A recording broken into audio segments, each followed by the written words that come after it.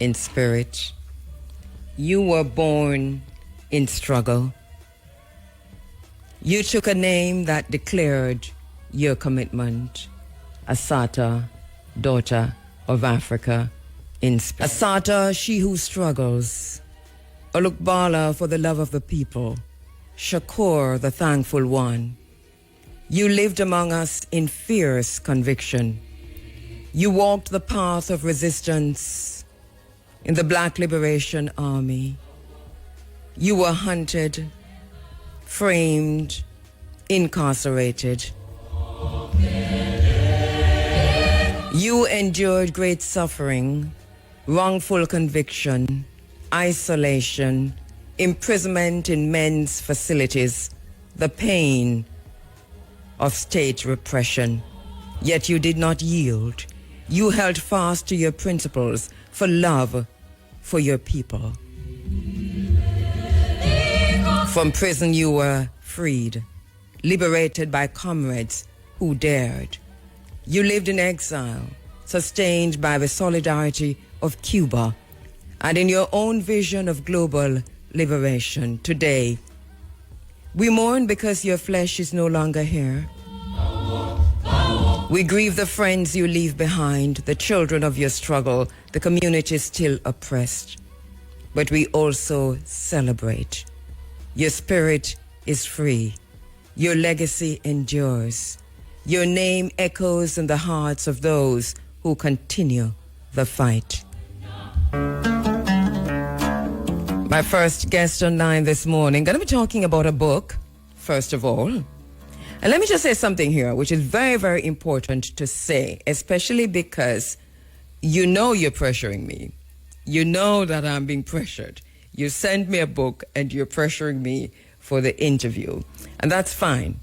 But listen, as it is, I've got scores. I've got at least, probably as it is now, at least 15, maybe 20 books that have been sent to me in recent times asking for book review interviews.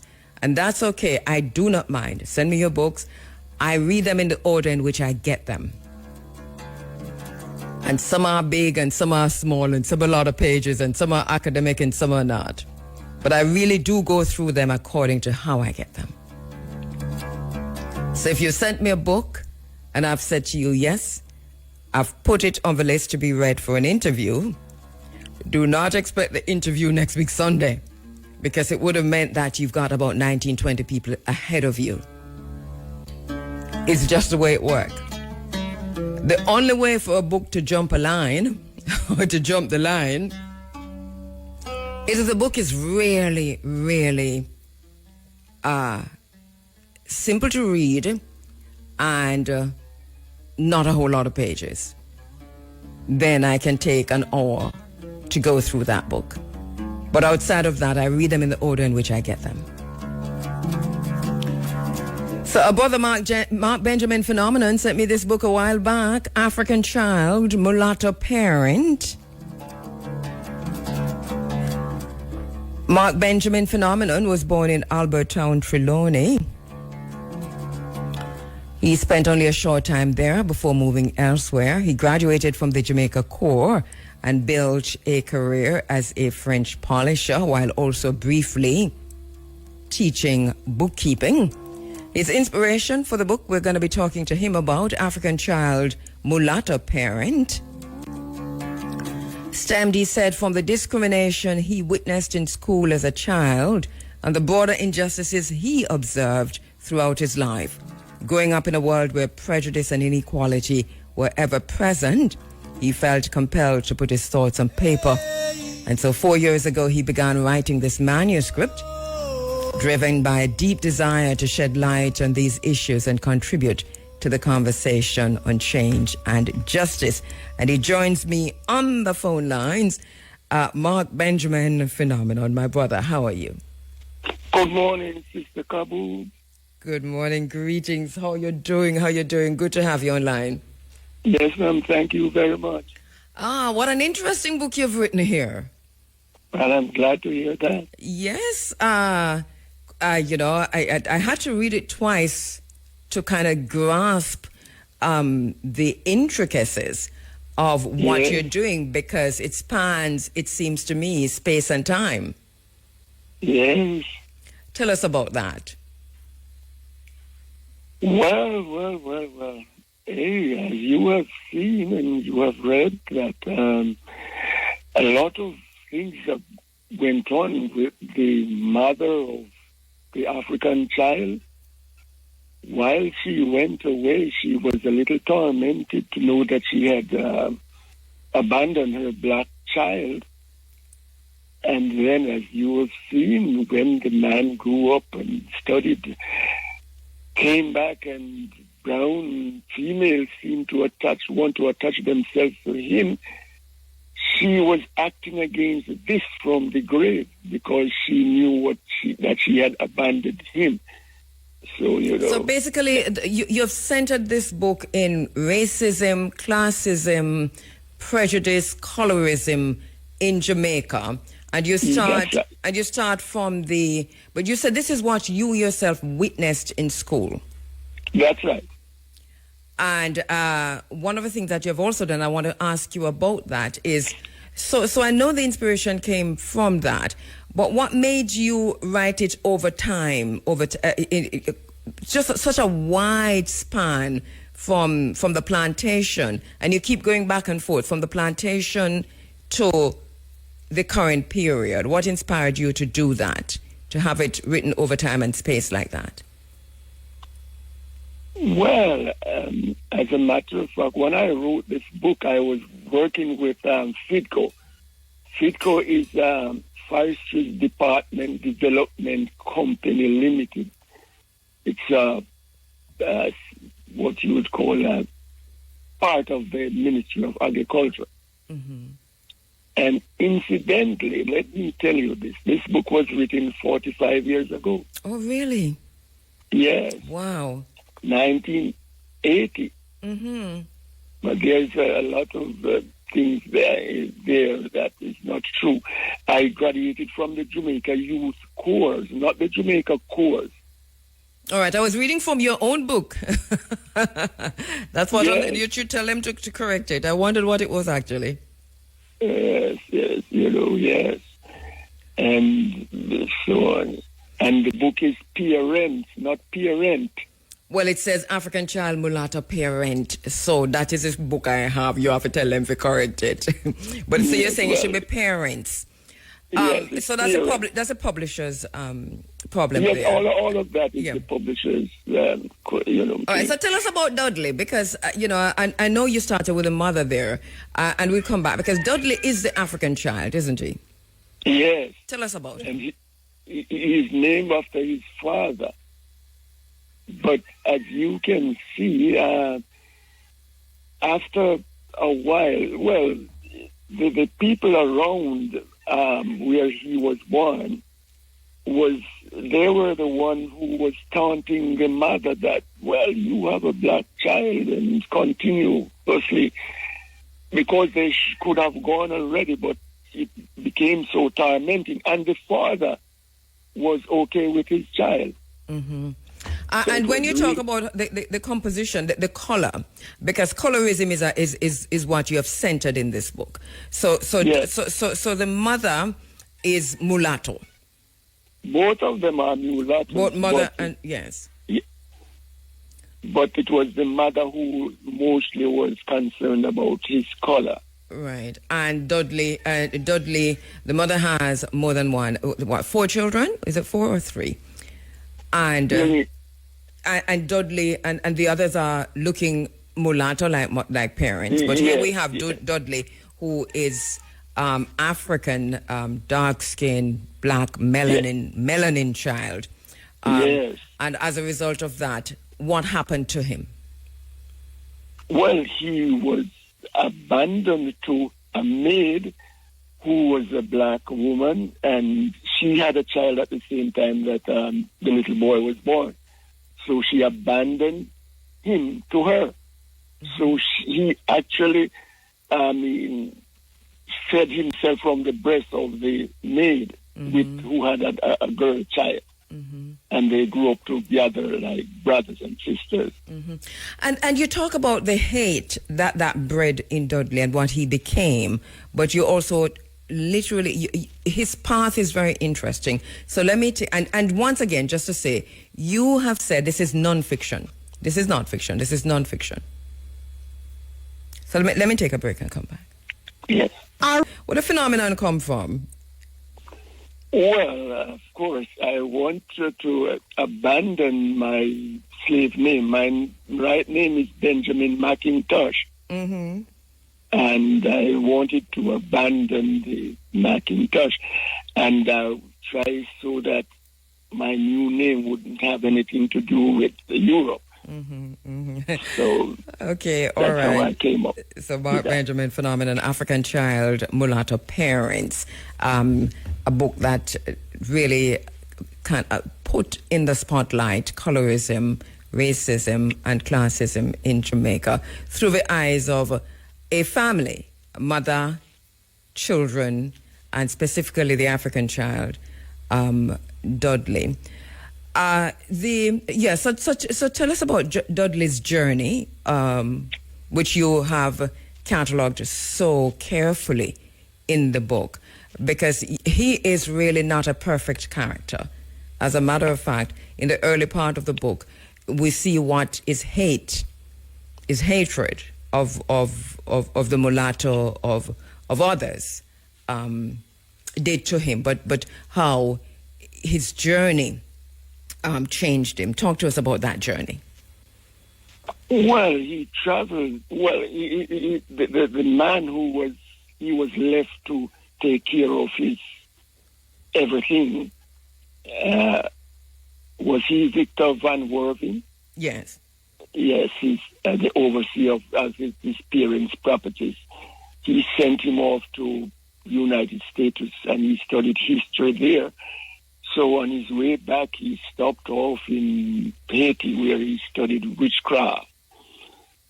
Well, he came back, he became a teacher and, Yes. It's only once he ever used the witchcraft, and it was. And this is something I didn't like in the book, by the way, because you actually, I know you're talking about African spirituality in Haiti, but the mere fact that it is called witchcraft, I recoiled from that, because witchcraft is not what we see in Haiti. Is voodoo, which is a religion.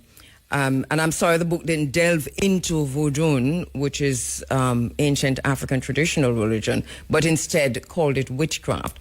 But I could get beyond that, understanding the book in its wider context. But I wish that is, when you correct parent to parents and Jamaica Youth Corps, that you look again in your next publication of this book, if you're going to do that, at how Haiti is portrayed in the book. That to me is a pretty negative light. What's your thinking on it? What's that? What do you think about what I just said?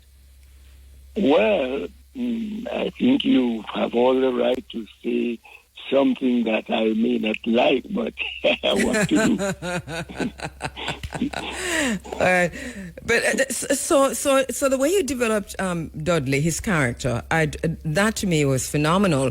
But also to understand the mother, you seem to have, even though you're critiquing racism and classism and colorism in Jamaica, you seem to have a pretty good understanding, though, and even empathy with the people involved. Would you say? Yes, I think so. I couldn't go all out because I do not hate anybody, So I would have to put in my tenderness for my fellow human beings. And another thing that I note in the book, which I laugh because you told me it was written 45 years ago, so that changed it because, I said to myself, this is interesting, because there's in the first few chapters, to foreground and to tell the story, it's almost a situation of incubus and succubus and sexual deviancy that comes to the fore. Am I right? Yes. His grandmother as you noticed, had went all out to, well, I don't know if it was to make some money, but she did develop money part of life, and then she did well with it in helping other people. Yes. So we don't have a whole lot of time, and but tell us about the ending of the book now. I know that the Bible is also interwoven, Bible scriptures and stories from the Bible, King Solomon of Israel, for example. And Hannibal. Yes. Hannibal. Right.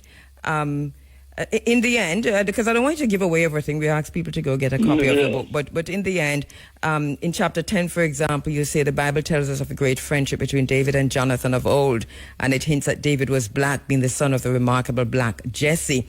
But the racial origin of his bosom friend is yet to be known. So you are writing about these issues, but you're also taking them back into biblical texts and into how Christianity inform how we think about ourselves. Yes. Well, where is the book available? On Amazon. All right. So it's very cheap. It's just $15 per copy. So it's African Child Mulatto Parent. And it's available. And what's the feedback you're getting so far on it? What are people saying? Not much, and I can tell you, I can't express my thankfulness to you for doing this for me, because, well. Anyway, but since the time is short, I also have a song on YouTube, and one that is not yet on it, but your favorite song, I would like to sing it for you. Well, go. I didn't forget. I don't know. You say you know my favorite song. I'm not going to ask you what it is. I just go ahead and sing. Let me see if it's it. Okay. I was in touch with our beloved. Please excuse me. Let me clear my throat a little. Yes. I wonder if you drink little the fever grass tea. What may I drink here this morning? Yes. I was in touch with our beloved Marcus Mosiah Garvey recently, and he told me that he was most unhappy with what was happening to black people worldwide. And I saw the great man cry. I was not surprised when this great black God reminded me of what the white scientists said about trying a vaccine on black people in Africa. And he did not cry this time, but the great God wept. Then he said to me, my son, weren't it not us the first to have manifested ourselves on this planet and to have traveled the world people in it? So the millennium was the beginning of the human race, and nothing else could have taken its place. With tears flowing down his huge black face, he mumbled his question to me and asked, what was happening to the black scientists of the world? Then he said maybe they are insulated from the great hate of the many others. He said to me, you know, my son, just one good black virologist could save the melanic people of the world by working on a vaccine that could help to prevent the planned extinction of us Africans. Here again, the great one suggesting how the scientists could be paid and his invention financed. He said, kindly ask all black school children around the world to take a day out of school. Then they could pass over what they have said. Listen, I have to cut in. I love the lyrics, but I have to cut in. Thank you so much for this, though. I could talk to you all morning, and we just sit down and sing, and we need some drums and so on. So we need more time next time. And just so our listeners know, You don't mind telling us I know your age, but tell our listeners how. I mean, like really, really close attention, especially at the United Nations General Assembly last week. So much of what has happened there is instructive, but the United Nations is it's on its way out. It has lost all relevance. There's no significance to it. It is just a joke, if you will. It is where they all get together and make jokes of us, make fools of us. So our situation in Jamaica is that there's a lot happening around us. It's just not the United Nations. So CARICOM is in the same boat that the United Nations is in. And we'll talk about that another time. Because if we understand and remember and just recall history, and I've been talking about the League of Nations and how the League of Nations found itself incapable or deliberately incapable of assisting and coming to the aid of Ethiopia through that passionate plea from His Imperial Majesty at the League of Nations. Remember that it was after that. They say if the world had listened to this little man, World War II might never have happened. But it did. And it's the very same thing we see the United Nations and CARICOM going through. So CARICOM finds itself on its back foot, literally, or literally just floating out at sea. Because CARICOM is unable or incapable of coming to a unified decision regarding America's incursion in Caribbean waters and the bombing of boats with Caribbean or Southern Caribbean citizens on those boats, even boats that now move. Stop so that you can come and arrest them if you think they're doing something wrong. So we have not just human rights abuses, but the United States is breaking the law. International law, the law of the sea, and every law you can think about in terms of how it is blowing up boats in Caribbean waters. And CARICOM cannot agree on how to respond to this. So we have the Eastern Caribbean, for the most part, saying this is an infringement on sovereignty and we will not stand for this. You have Trinidad saying kill them and kill them violently. You have Jamaica saying we are partnering with the United States in the fight against transnational organized crime. And we must listen again to the speech of the Prime Minister at the United Nations.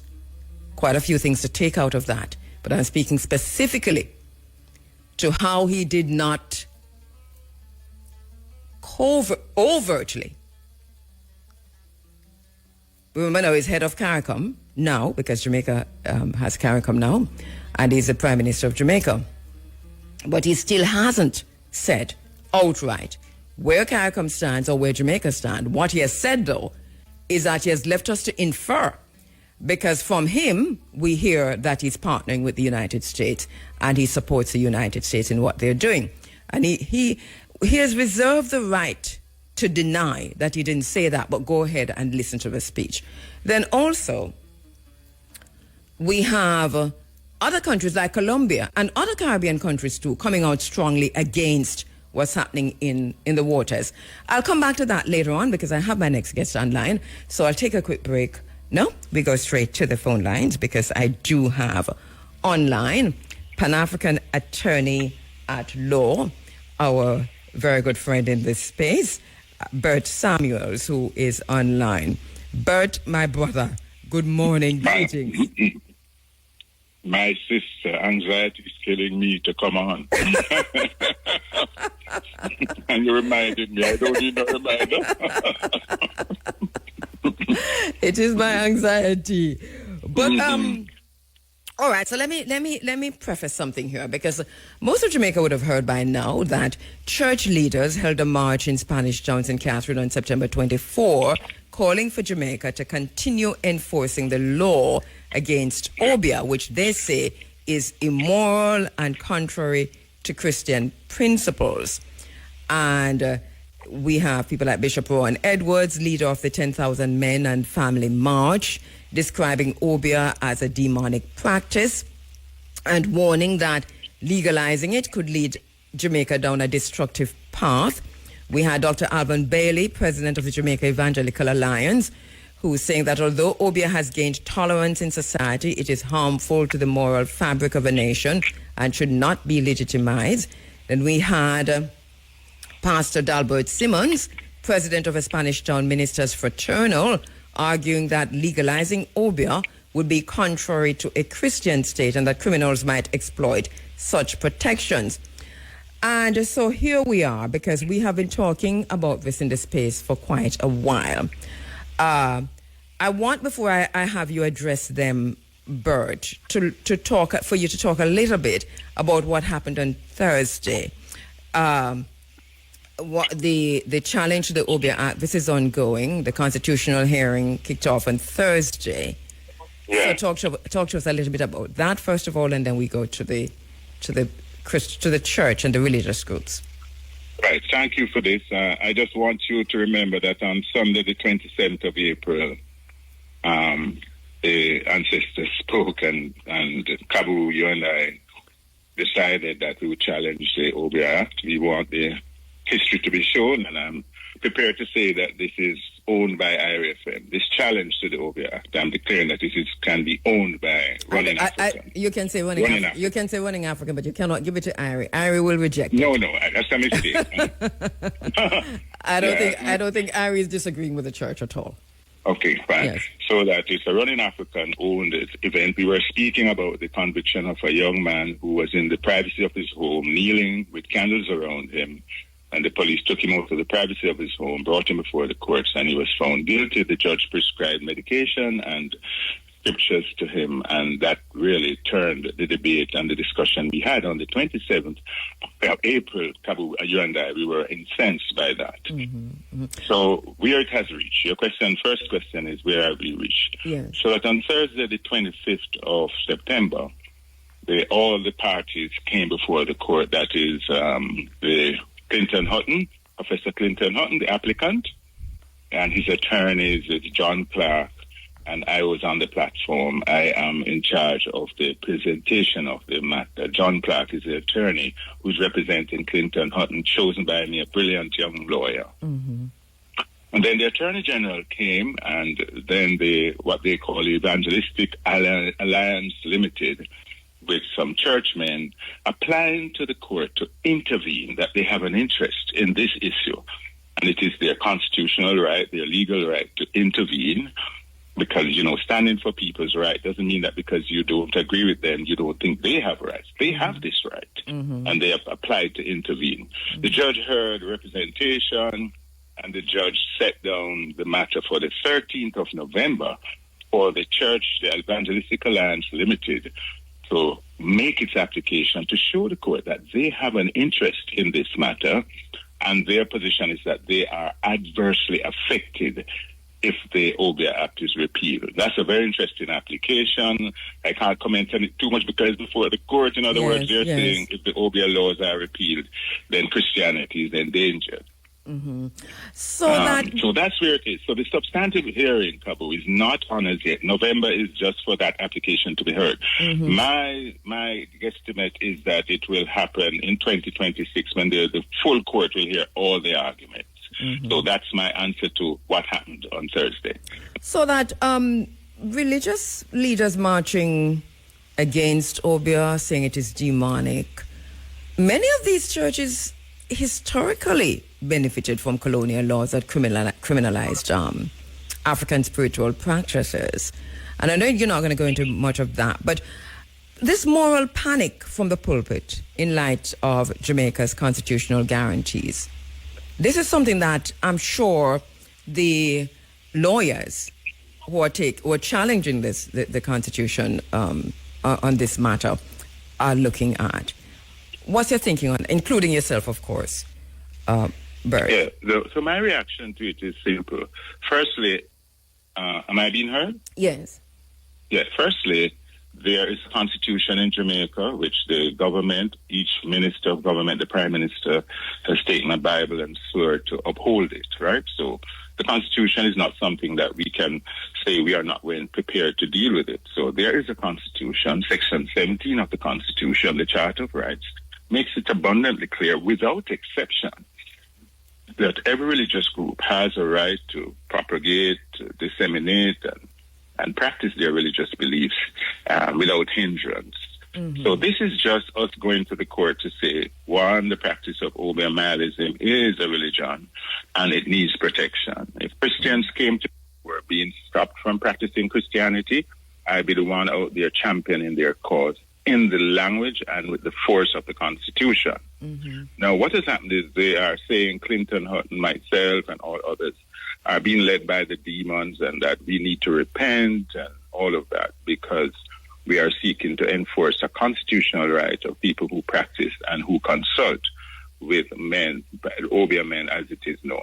Mm-hmm. But they took a trip down the Caribbean Sea and went to Haiti, and it's disturbing because in their protest they say that the storms and earthquakes and gangs in Haiti will come. That similar thing will happen to us if we free up all the practice of obeah, and that is such an ill-informed miseducation of black people that Haiti's woes are caused by voodoo. But I don't think you want to go that way. No, but I don't mind going there. It's interesting. I just had a discussion. We should be careful that we don't begin to get terrible earthquakes and storms. Yes. Well, we often hear church groups linking Haiti's current struggles to its embrace of voodoo, and part of that I think is ignorance of how centuries of colonial punishment and economic blockades and neo-imperialist interference in Haiti has brought Haiti to where it is today. But that also has to do with us as as a nation, how we educate ourselves and how right. what we know.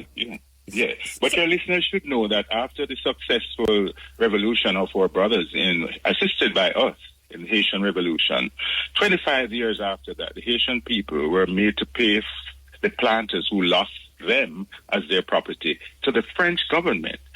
Million gold and all of that was paid by the Haitian people to the French, and the present call is for them to return that money. So their impoverishment started at the birth of the revolution. But, that history is ChatGPT can be asked about it. It's all wrong. That's true. This is an insult to Haiti's... It's an insult to Haiti's revolutionary legacy as the first black republic. Yes. So to your church brothers, it is the French government who asked the Haitian people to pay the planters in Haiti back money because they drove them out, unless they feel that slavery is legal. Because there is a school of thought driven by some so-called Christians that are practicing obeah in Africa for centuries. The punishment we got is enslavement for 300 years over here. You know that, Kabu? Of course. They say that we got into slavery, which was conducted by European countries. So, as it were, their theory is that God used the Europeans to enslave us as punishment for our religious practices in Africa. So I'm not making up that story. Oh, no, I'm hearing you loud and clear. The Obeah Act is a colonial era law. It was passed to suppress African culture and to suppress spiritual systems that were central to enslaved Africans freeing ourselves. But how might, and let me just build this out a bit, Bert, because an infringement on Jamaicans to practice their religious beliefs. An infringement on one is an infringement on all, isn't it? Of course, because when you're protecting the religious rights of any practitioners, be it Rastafari, Muslims, whoever, you as a religious faith should have a vested interest in the protection of them, because today they came for the Jews, tomorrow they will come for you. That's famous. Yes, of course. So we're watching this very, very closely. But just to go back, you're not surprised at the challenge, are you? I mean, the challenge by the church. By the church, yes. Oh no, I'm not. No, I'm not surprised at all, because the contradiction within their religion. Because, for example, I asked a reverend just yesterday When the Oberman in 1865 and during the Morantby Rebellion was beheaded and his head put on a pole by the British soldiers, they shot him, cut his head off, put him on a pole. Which Christian in the history of Jamaica has ever suffered that kind of treatment because of their Christian beliefs? So if you're talking about the persecution of people, the Christians should know that there is no history of persecution by whipping. Because remember, up until 2013, if you're found guilty of practicing obeah in Jamaica, you got the Cat O' Nine. You were whipped. And that's part of our laws. I want to know which Christian in the Caribbean has been whipped for practicing Christianity. And you want to encourage and ask that the persecution of another religious group be continue, and you say you're a Christian? You want to stone the lady caught in the act of adultery? That's what your religion teaches you? You know, I was just reading an article in the paper, I think it's today's paper, Orville Taylor. Very interesting. Yeah. And how it is written too. Is it in the Gleaner? Mm-hmm. Is it the Gleaner? Well written. Yes, well written. I thought listeners to go and read that.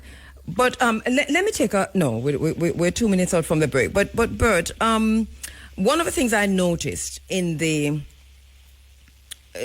just the arguments coming from the religious groups, which of course I'm not surprised. I mean, I come from a deeply evangelical, charismatic, Pentecostal Christian background. So I know that the church wouldn't let this go. So I would expect it. I know you expect it too. And we're listening. It's a good, I think, opportunity for the conversation regarding slavery, colonialism, the involvement of the church, and an understanding of African traditional and religious practices and spirituality. But do you think, from what we know of the church, whether locally or internationally, this is one that only the law can rule on, isn't it? There isn't going to be a coming together, I don't think. Or no, not at all. And I'm going to squeal on the political parties in Jamaica. They know that they passed the Charter of Rights in 2011. It is that our parliament which says religious practices must be respected, but they don't want to take on the burden of abolishing the act. As we talk about the latest in the challenge, the constitutional challenge to the Obeah Act here on the island.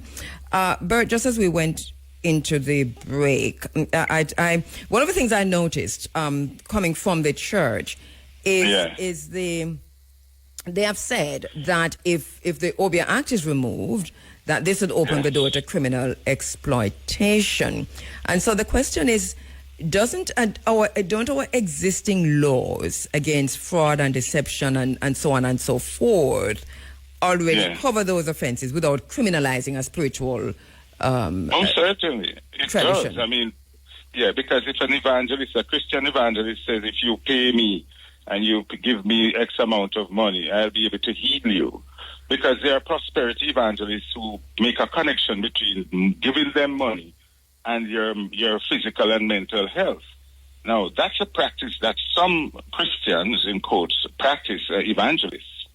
Have they ever called out on these evangelists who are telling people that they can heal them, and if they if they don't pay X amount of money, the evangelist is going to die? Those conneries are in the Christian church, and if it is deception, there's a criminal law can deal with that, where you obtain money by false pretense.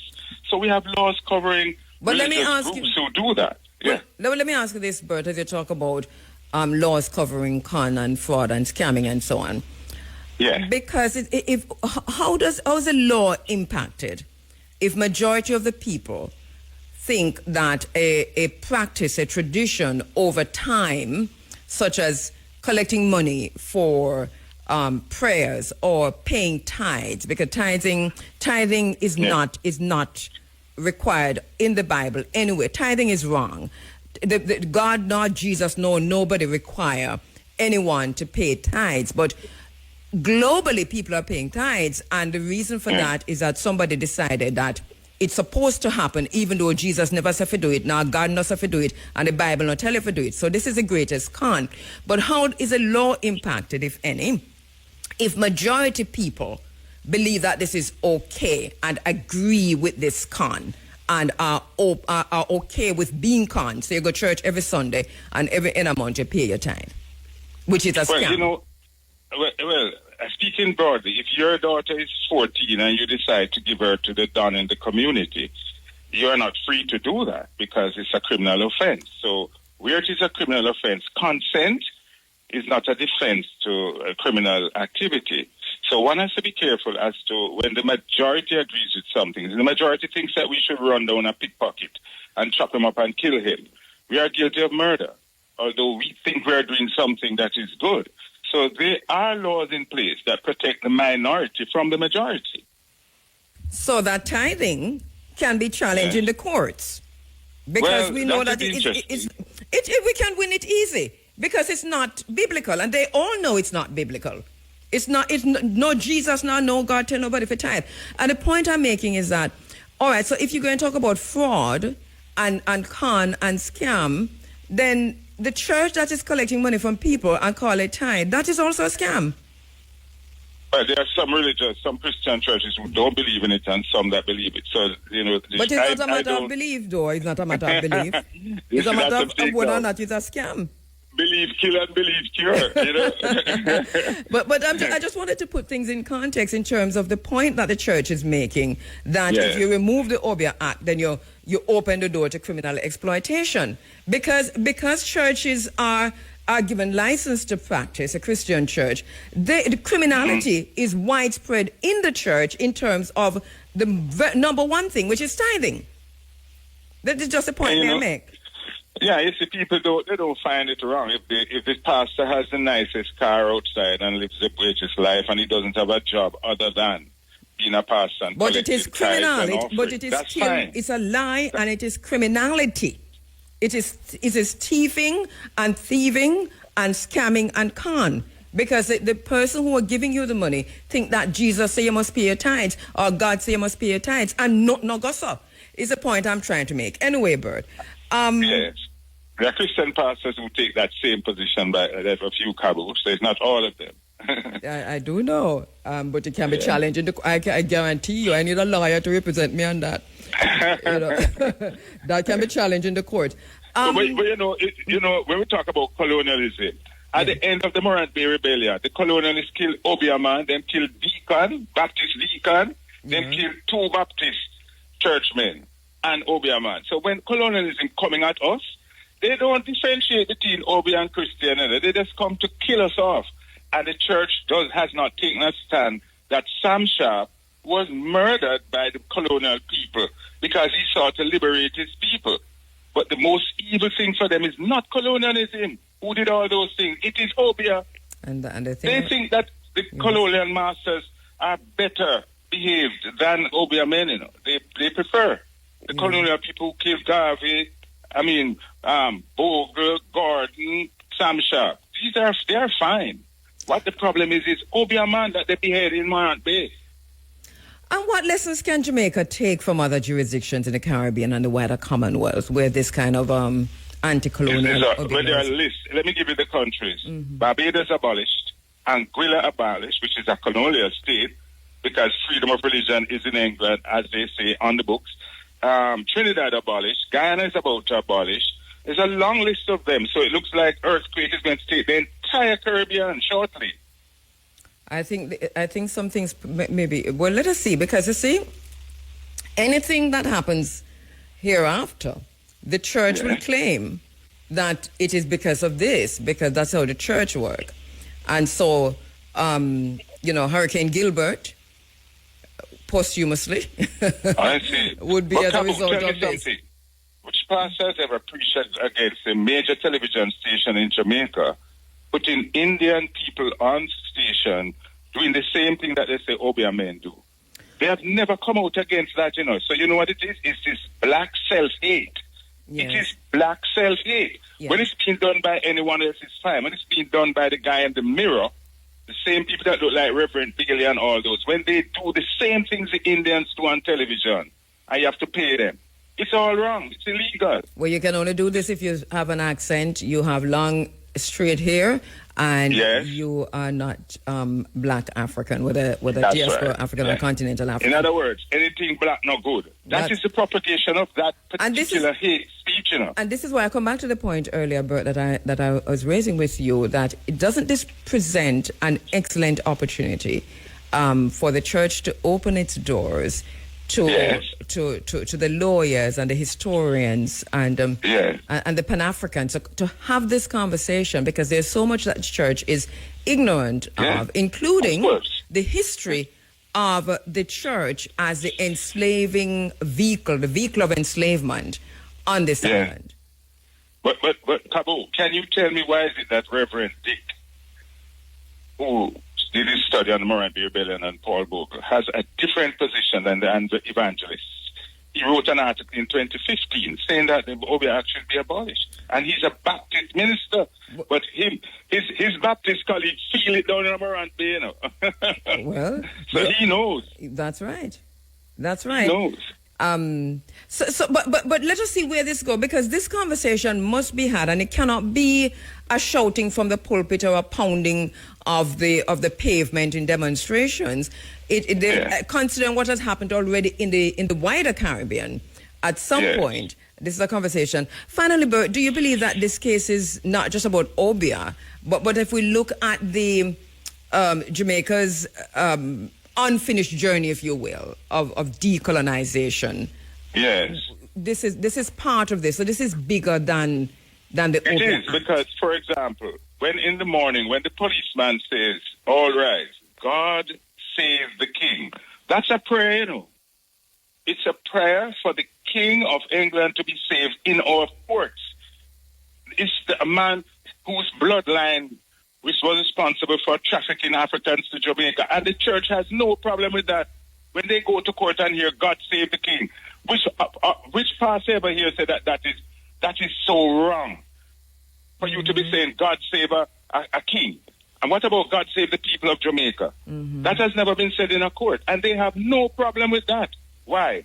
Because once you promote blackness, you're promoting the devil. That's what the miseducation of these reverend gentlemen has caused them to find themselves into self-hate. The enslavers have done a really good job on African They have people done a great job. on this island. Big up to Clinton Hutton, Professor, who is coming under a lot of pressure. I but can he's very imagine. strong. I can Came imagine. Here, came to your place, and you Yes. remember that morning? Yes. Yes. Yes. Well, let's see. This is a journey. The process Yes. is arduous. I mean, Sam Sharp was killed. We're not going to do any for this. No. So I say that the action should be owned by running Africa. So look out. Listen, when it comes to listen, we're already coming under it, and for something much simpler, which is, when I say simpler, which don't have no spiritual connection to it in terms of people see spirituality, which is a beach control act, which is another day a colonial act, act that is on the books. So we say, look at the colonial acts on the books and get rid of them. And especially in cases where, these were deliberately put in place to oppress the masses of the Jamaican people, and black people in particular. Yes. Anyway, Bert, I give you a final word. Yeah, my final word is long live the provision of the Constitution that we all have religious rights. And I would say that this shows that our curriculum in school needs to educate young people who will become evangelists one day about the fact that the Obia men of Jamaica were beheaded and crucified virtually because of their beliefs. Boy, it's a thing. Bert, I'll have you back on soon, I'm sure. Thank you so much. Okay, respect every time. Thank you, my brother. Bert Samuels there. It's not as simple as it sounds, and we know it wasn't going to be simple.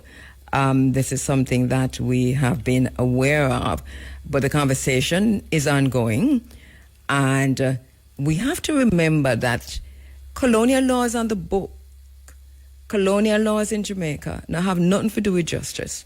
And the Obia Act in particular was one of fear, because they feared the enslavers, the resistance coming from Africans They fear the African spirituality. They fear African people knowing their own power. This is basically what it was. And if you read the preamble and if you read the conversations and the arguments in the courts in Barbados, they're talking about during slavery, and in the UK, it gives you a pretty good idea of what they were talking about and why they decided to criminalize it and to make it into something demonic. The enslavers, the colonizers, criminalized obeah. And they did this because they noticed that the enslaved Africans who were freeing themselves were praying and doing the rituals, the same rituals that we see in Pentecostal churches now. Some of those were the same rituals, or in the revival, or even in some of the Seventh-day Church and even the Catholic Church. They were doing the rituals and they were praying. And they were succeeding to a large extent, but they were revolting, they were rebelling, they were strategizing. And so it came out of that. This is why they criminalize it. And we're still debating whether the children of Africa in Jamaica have the right to practice our ancestral traditions without stigma, without slander, or without criminal penalty. So we have church leaders here now talking about what is demonic. They're even blaming Haiti's proud voodoo tradition. The word voodoo has also been criminalized. Voodoo is like saying Catholic, or like saying Pentecostal, or like saying Baptist. Voodoo is another religion, if you will, a tradition that was taken from Africa into the Caribbean and into Haiti. So the history is telling us the truth, and the truth is out there. It's not hard to find, but we refuse to read. We refuse to read because we think that we're getting divine intervention and divine communication. And now we're hearing that Haiti is being punished by God and all kind of foolishness. This was deliberate. This was a deliberate narrative that was put into the spaces by the enslavers so that we would hate ourselves and hate African spirituality and so on. And so here we are repeating the lies of the colonizers. So the constitutional challenge that we see happening here now is, as I was saying to Bert a while ago, it's bigger than a single law, because part of what's happening here is the ongoing process of dismantling this colonial mindset that we find ourselves in, post-traumatic slavery disorder, brick by brick by brick. So we have a responsibility. If we're conscience free, and if the conscience is free, then freedom of conscience and freedom of religion must include the traditions of Africa, not just those that sanctified by Europe, which is what we're doing here. It's a hard place that we find ourselves in. And we have to say to the next generation, our liberation cannot be complete and will never be complete until our laws reflect the dignity of who we are. So here on the Africa Forum, Running Africa, and I don't know it go already, we stand on the side of liberation, and we salute those like Pan-African attorney Bert Samuels, like Professor Clinton Hutton, like Alex Mile Priest, and so many others on the island who are prepared to fight in their spaces and in the courts and wherever we are to make it real. This is basically where we are. The struggle continues. Our luta continua, Vitora is Sept. Our sister Asata has transcended, but her words remain with us. Mumia Abu Jamal is still alive, and they're killing him by denying him medical care.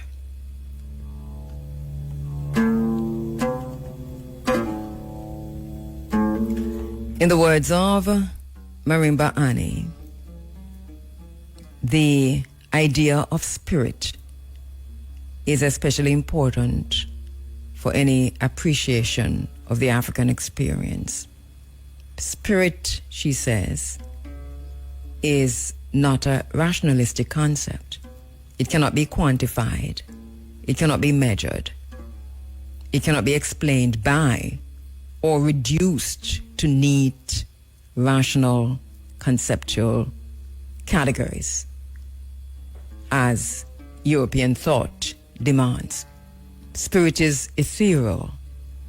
It is neither touched nor moved, seen nor felt in the way that physical entities are touched, moved, seen, and felt.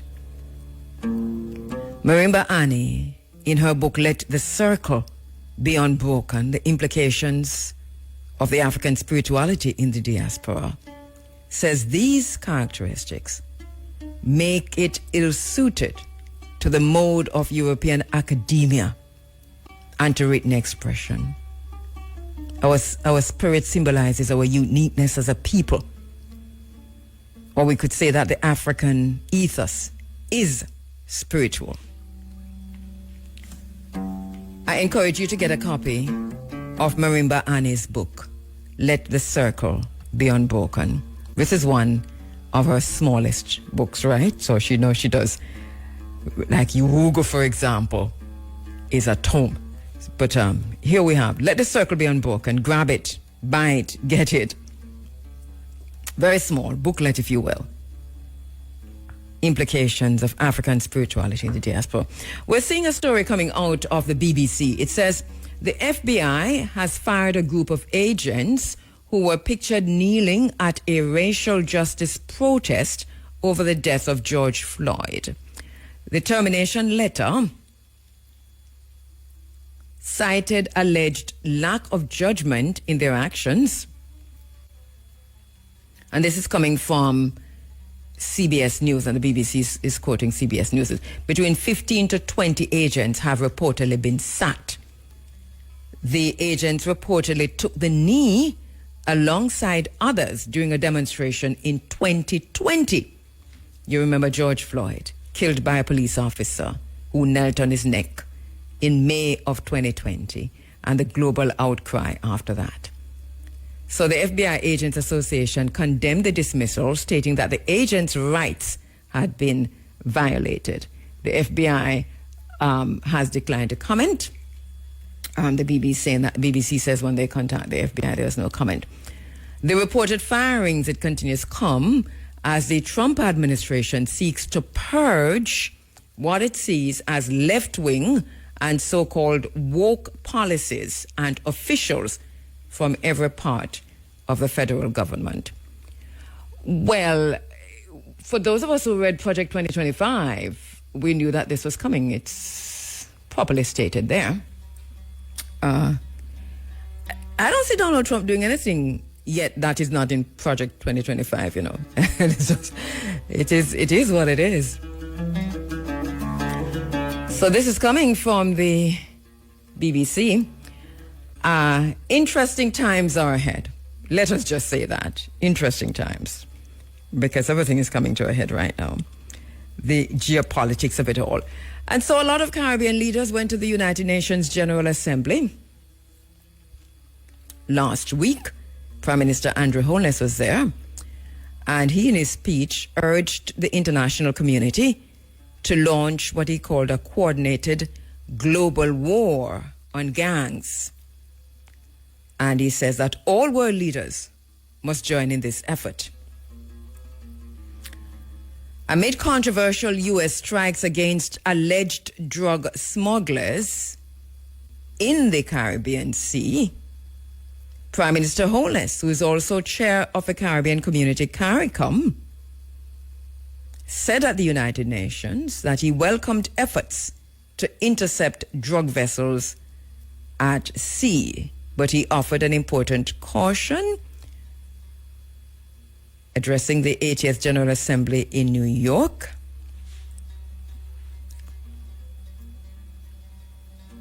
We are going to pay a lot of attention to the next few days and what comes out of the next few days. this to me, all right, so I just lost that story. But this to me is critical. Colombia has come out, the president of Colombia we see coming out, with all guns blazing against the action of the United States in the Caribbean Sea. And Colombia is on the other side. If you're looking, go check out your map again. Google Colombia on the map, or sometimes you have to do it with something else so that you can see exactly where it is. So Google Colombia and say Venezuela on the map, or Colombia and Trinidad, and you'll see what separates them, right? So let's see. And then his visa has been revoked to his U.S. visa. I suppose he although he's come out saying that, that's wrong and it shouldn't happen and so on, well, he must have known that Trump would have responded in that way. He knew exactly what he was doing. So the Prime Minister, Andrew Horn, has talked a lot about multilateralism and so on. A lot of people are talking about multipolarity and looking at what's happening in other places. The Prime Minister has focused on the Bretton Woods institutions. And the Bretton Woods institutions tied to the US dollar that is sinking, that is dying and floundering, and the US economy that is already dead, is just, on life support, is an interesting thing. Because then it speaks to vision. It speaks to vision. I can't even talk about the Trinidad and Tobago Prime Minister Bessesa, because she, remember, she was the first one to come out to say, I'm not asking CARICOM anything. And when the history is written about CARICOM, this must be a moment. And she was all guns blazing again at the United Nations. She talks about reiterating her support for the U.S. military presence in the Caribbean. She told the 80th session of the United Nations General Assembly that while there have been objections to the U.S. military action against drug cartels from some countries, she says Trinidad and Tobago wanted to remind the international community that unless forceful and aggressive actions are taken, these evil drug cartels will continue their societal destruction, because they believe affected nations will always unreservedly subscribe to morals and ethics which they themselves blatantly flout. It's two different things that, So she's talking about how you deal with the drug cartels. That's one thing. And CARICOM could have dealt with the drug cartels a long time in CARICOM waters and in the CARICOM region. But too many CARICOM operatives, because we don't want to lose our job, too many CARICOM operatives are involved in transnational organized crime themselves. Too many of the elite families in the Caribbean have got their wealth from transnational organized crime. Some have come out, but some are still there. So they weren't able to do anything. So that's one thing. And a lot of CARICOM countries and leaders and private sector and people who, oligarchs in the Caribbean who are wined and feted and respected and bowed down to and kowtowed to, those people, a lot of them are involved in transnational organized crime. It is what it is. So the Caribbean is what it is. So that's one thing. But the sovereignty of the Caribbean is at now inviting other countries to buy gold and to store the gold in Shanghai instead of the usual place. And you know what the usual place is? London. So for smaller economies like Jamaica, this is an option that China is presenting. And it's very interesting. China, hopes to reduce dependency on the US dollar and even protect reserves from sanctions. But the thing with the flying monkey nations, because America is a narcissistic nation and sociopathic nation, and then you have the flying monkey nations, is that they will sabotage themselves. Because we saw that with Petrocarib. Jamaica sabotaged itself to go sleep with America. And America is promiscuous. Jamaica is just seen as a prostitute. So anyway, we're watching to see what's happening. London's gold market, it is still bigger, it is still older, and the economists argue that it is more liquid. But China's system is growing fast. And let's see how this pans out.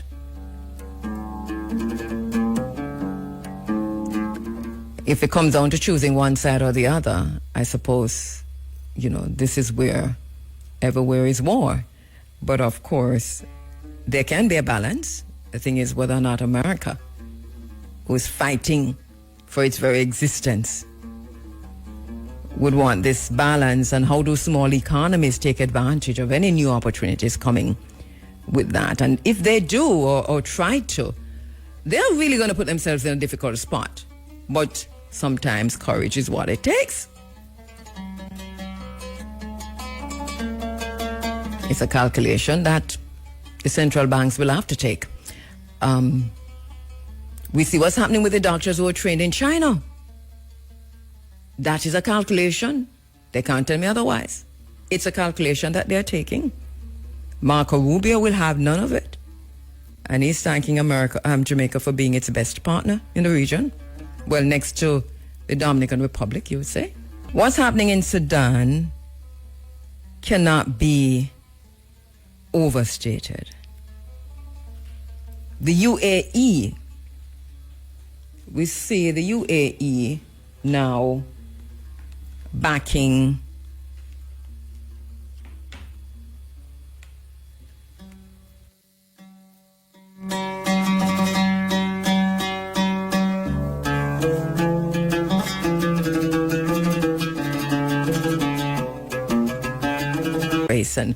and so on, and that alone should tell you that something is very wrong, because the UAE is now one of the major players in Sudan, the United Arab Emirates. Look and see how much country in it, how much people in it, and who they are.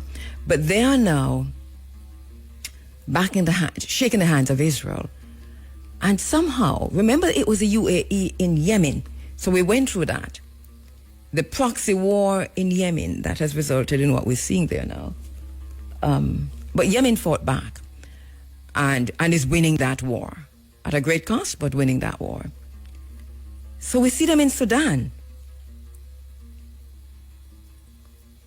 Some of the European media, Sky News in particular, have picked up on this story and have interviewed one of the RSF members. The RSF is the Rapid Support Forces.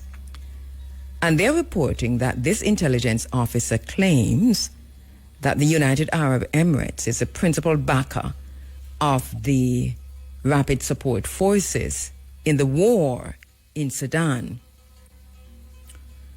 He says that many of the planes landing in South Darfur are carrying weapons from the UAE, with some flights routed by way of Chad.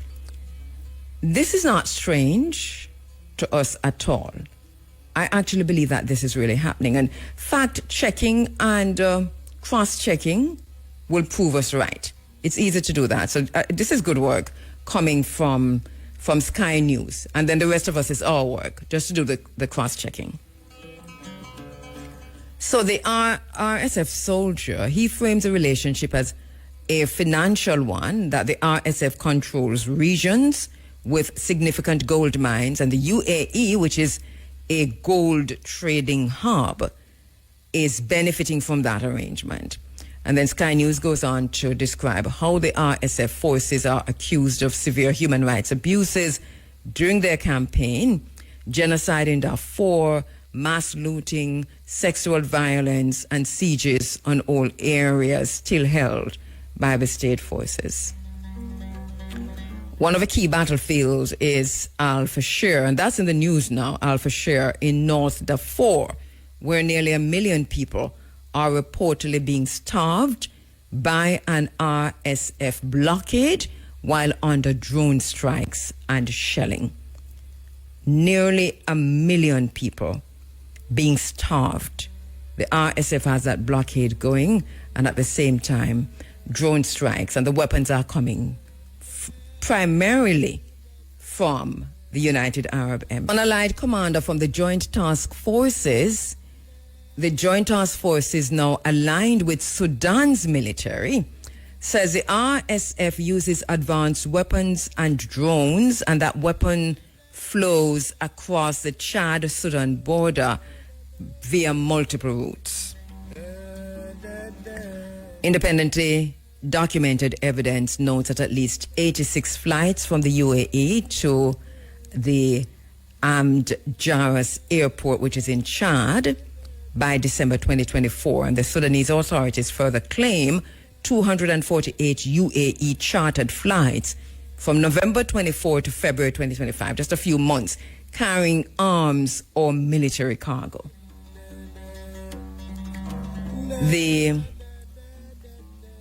It's interesting because we need to look at the background to the war in Sudan. And I know I came out really strident 2 weeks ago talking about the reports in the mainstream media and their concern or fake concern for water from the Nile, the Blue Nile, into Sudan. And we talked about this war in particular and the fact that there is water available, but the war that's ongoing is the core of the water crisis in Sudan. And this war is about rare earth minerals and oil. So the geopolitical motive of the UAE is interesting because they have a history of proxy involvement in African conflicts. And we talk about Yemen. I've done many programs showing just how involved the UAE was in Yemen and also in Libya and now Sudan. One of the things we need to do is to look at the background to this ongoing genocide in Sudan. Because you recall the Janjaweed, right? In the 90s, when we had a dedicated news segment in this program called News African, we were looking at the news from Africa because it was really difficult to get news coming out of Africa. So we found ways to do that using the IRFM machinery by calling people directly. And that was a massive phone bill. We were reporting on the Janjaweed. The Janjaweed, one of the most vicious gangs in Sudan at the time, and the ethnic cleansing that they were carrying out. That's a Janjaweed. The Janjaweed is relevant to the discussion now because the RSF is the Janjaweed.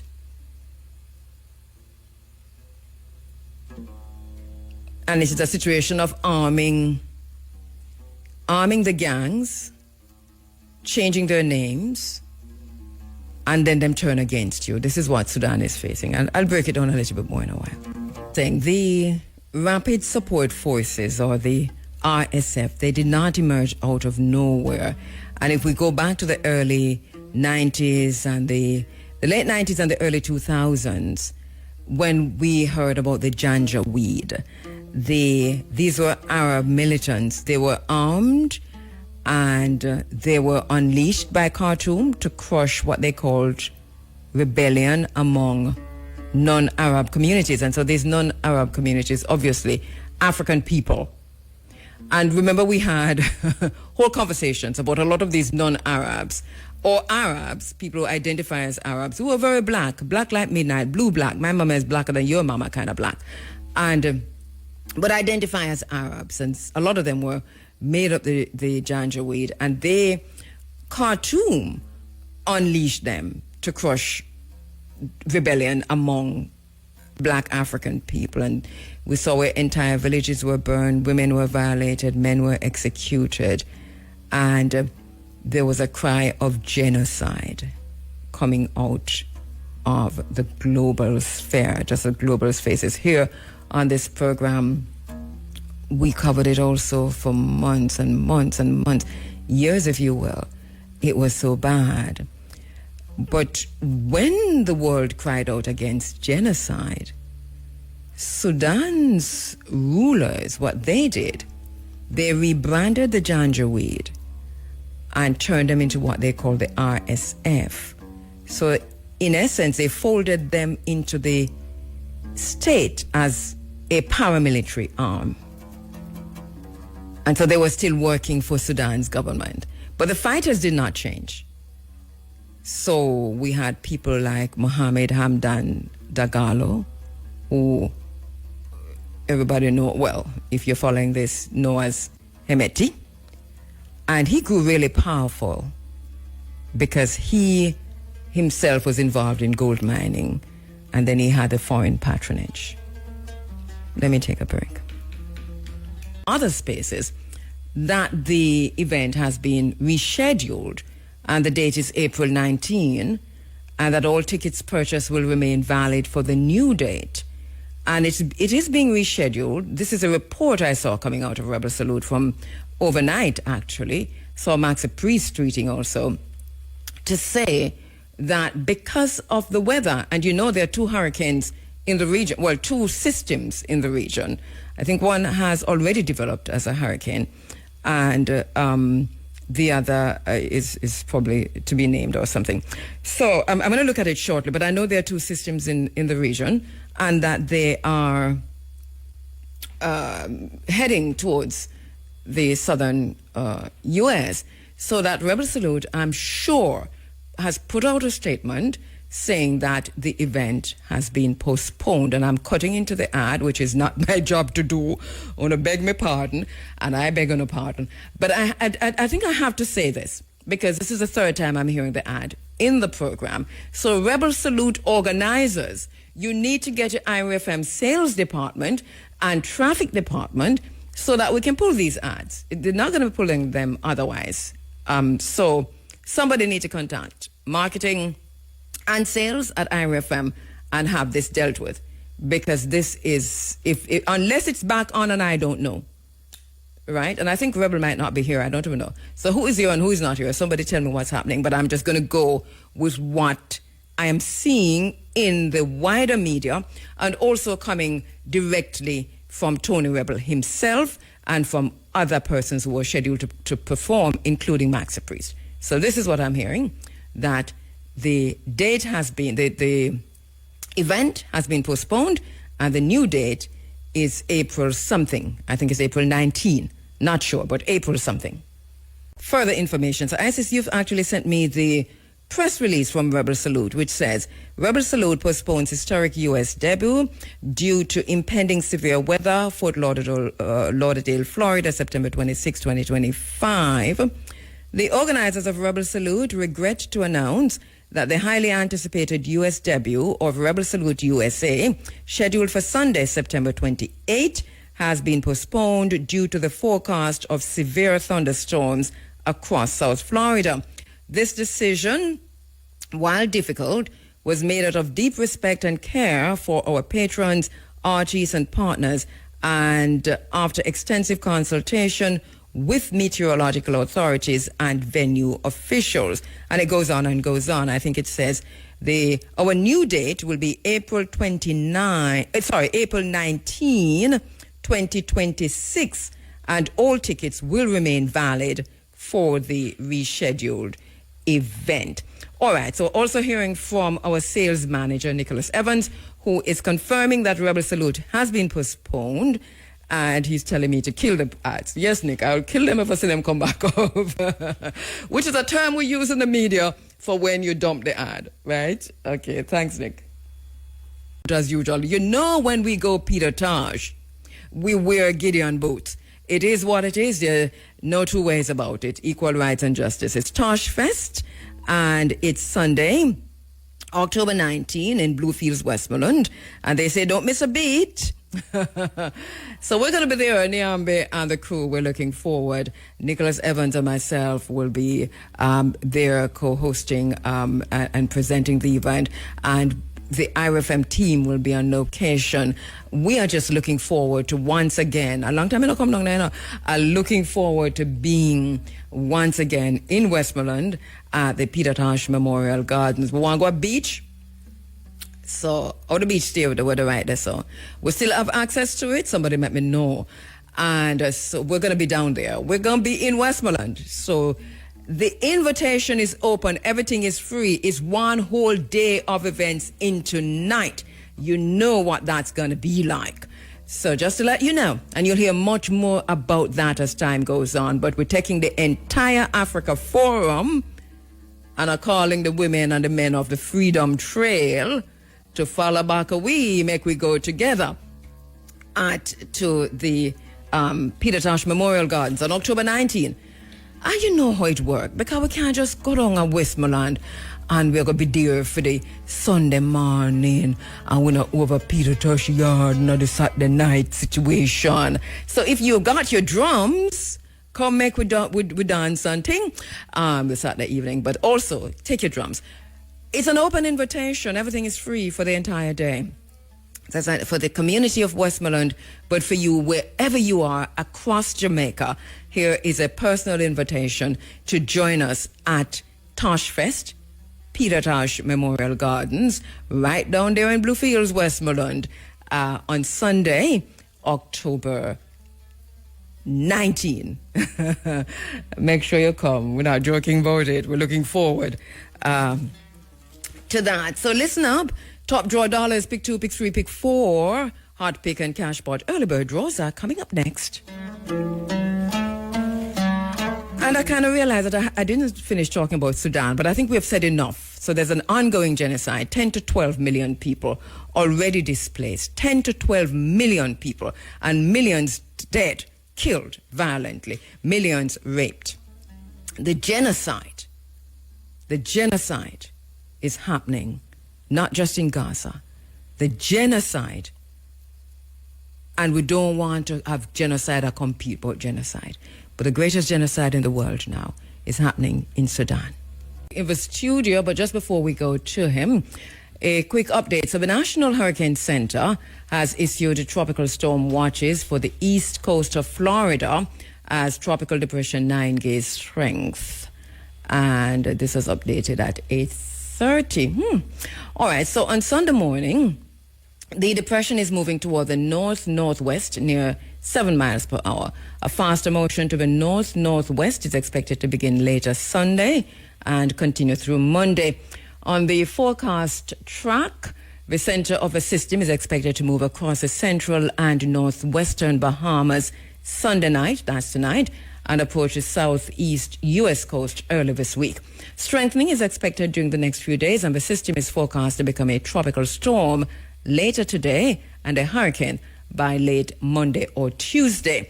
And then it will be called Imelda, all right, or Imelda. The maximum sustained winds, 35 miles per hour.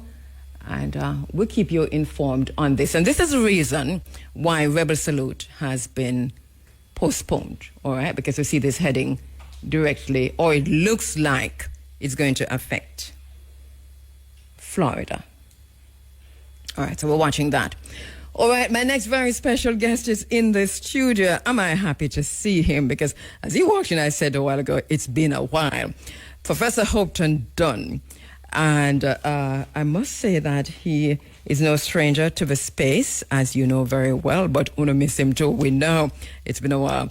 He is Professor of Media and Communication at the University of Botswana. Let me read an updated version of Professor Dunn's bio. He's currently Professor of Communications Policy and Digital Media at the University of Johannesburg, South Africa. And up to recently, that just a few weeks ago, he was the Graduate Studies Coordinator for Media and Communication at the University of Botswana. He's a former professor and director of Karimak, that we know very well. That is a media school at UA. He also served as chairman of Jamaica's Broadcasting Commission, that's JBC, and for a decade, up to 2016, and early as chairman and CEO of CPTC. Am I getting this wrong? Is it Broadcasting Commission? Yes, that's right.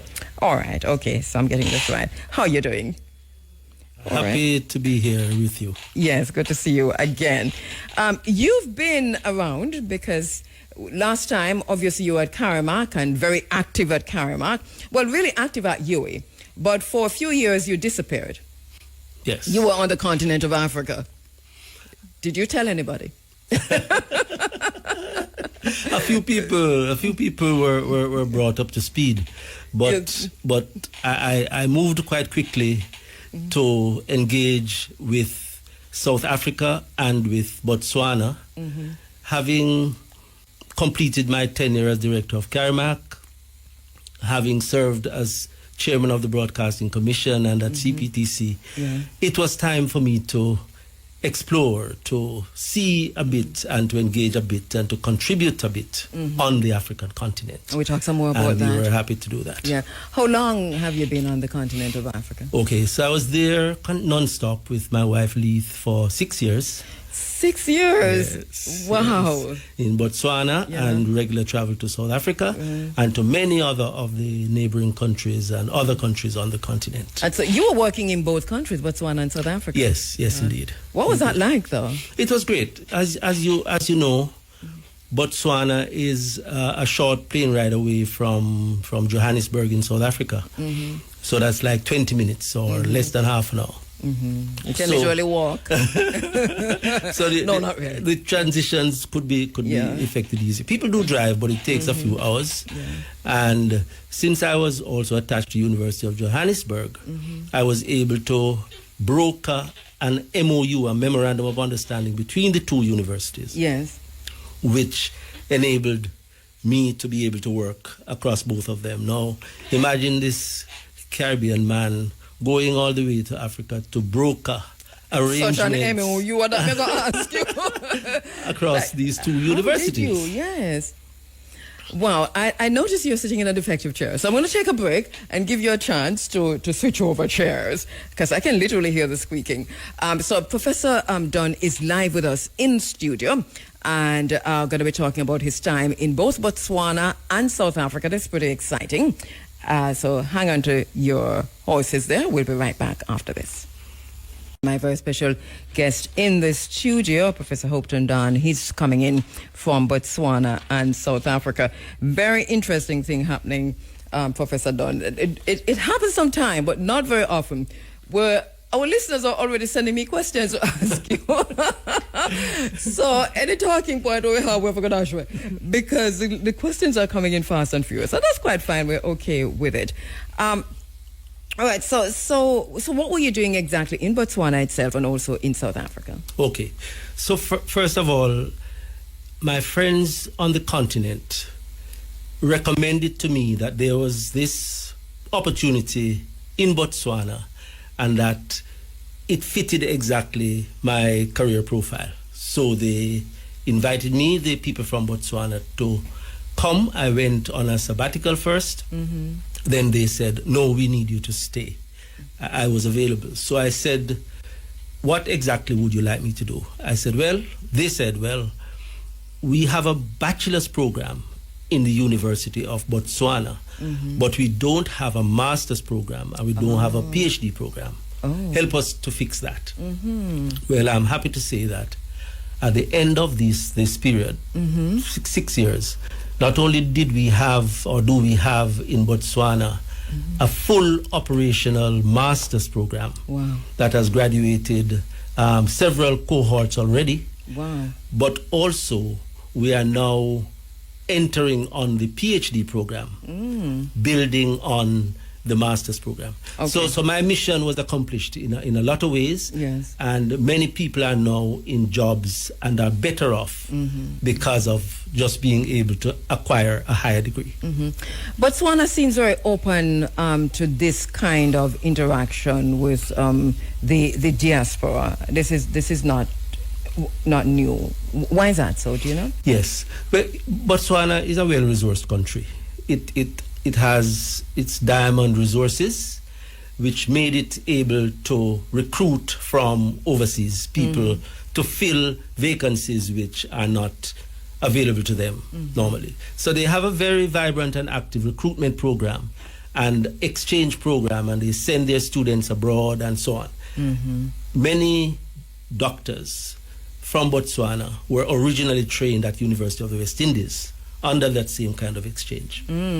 But there are a lot of professionals, including engineers, nurses, dietitians, who are being recruited from other global south countries, including the Caribbean, to come and help the country to fill personnel and human resource gaps which they have. So they are very, very open and very accommodating.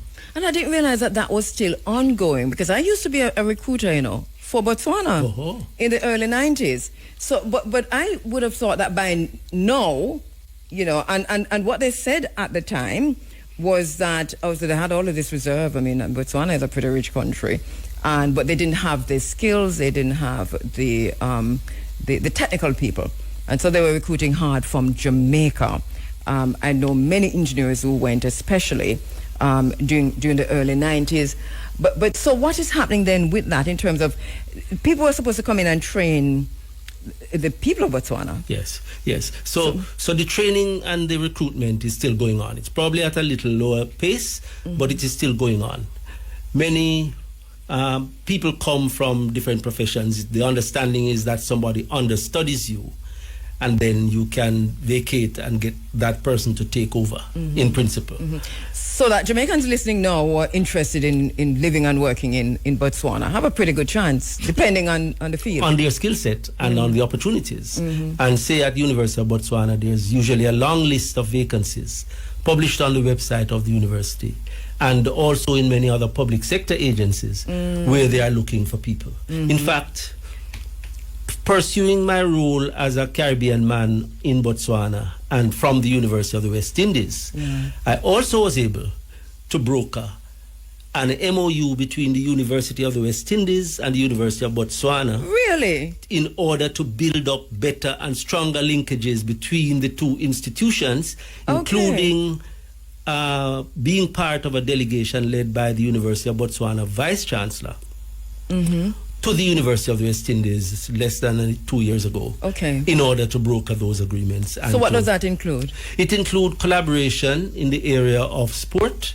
As you know, Botswana is now moving much forward. Oh yes, we saw them on the world stage just now, right? I mean, that's right. Yeah. That's right. And also in the area of gender and development studies, in the area of medicine, sports medicine.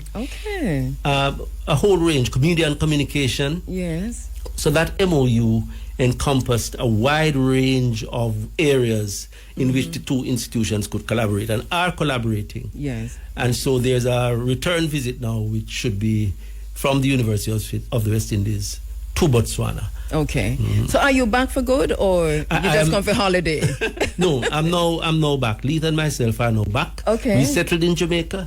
Our mission was accomplished after 6 years, and we're here back again to continue to make our contribution and to be a part of the international linkages. Yes. Because wherever in the world you are still part of that international collaboration. Right. So that's it. And so that we talk a lot about Botswana, but obviously it's two countries that you were straddling there. Why man he does be straddling our world like a colossus? I don't know why I thought of that. But so tell us about South Africa. Right. So I had been visiting South Africa quite a lot before I went to stay in Botswana for the last 6 years. Co-publishing with colleagues there at University of Johannesburg, being part of the University of KwaZulu-Natal, which is in Durban, the middle part of that country, and also Cape Town. So I had built up a relationship with colleagues there. And so they wanted me, while I'm in Botswana, to collaborate with them on very many things, including keynote addresses, which they have invited me to do, co-publishing books with them, lecturing and marking for their students, their graduate students, and so on. So they made use of our skill sets while we were there, and it was easy to travel, if necessary, as we did from time to time, between the two countries on academic and cultural exchanges. I know we're talking about you, but of course your wife is just as accomplished as you are, and so she would have done a whole lot of work there, I'm sure. So talk to us a little bit about that. And then we invite her next time. Yes. Leith, yes, it will be a great idea. Leith is in gender and development studies, as many folks know. And she was very active in collaborating with both University of Johannesburg, but mostly University of Botswana, now in helping to build a gender and development institute there of the kind that she was so much integral to at University of the West Indies. And so she became attached to the university's sociology department and was able to make her contribution in that way, a relationship which, like myself, is continuing. Even though we have relocated. Some really brilliant contribution, because we talk so much about going to Africa, and there's obvious in Jamaica, this is an ongoing thing when people talk about repatriation, about going to Africa. But every time we have those discussions in this space is, what do you take? How do you, what paradigm are you going in? And so you went to give back. Which I think is brilliant. So how do these two countries compare? Because somebody has already asked, one of the questions coming in, why is Botswana doing so well as opposed to many other African countries? Okay, yes. Well, let me just come back to one point that you made about my being able to give back, which was a very important part of the mission. But it was also a great learning experience for me as well. I was able to grow and to better appreciate life. I mean, having visited and spent short time limits in Africa is one thing.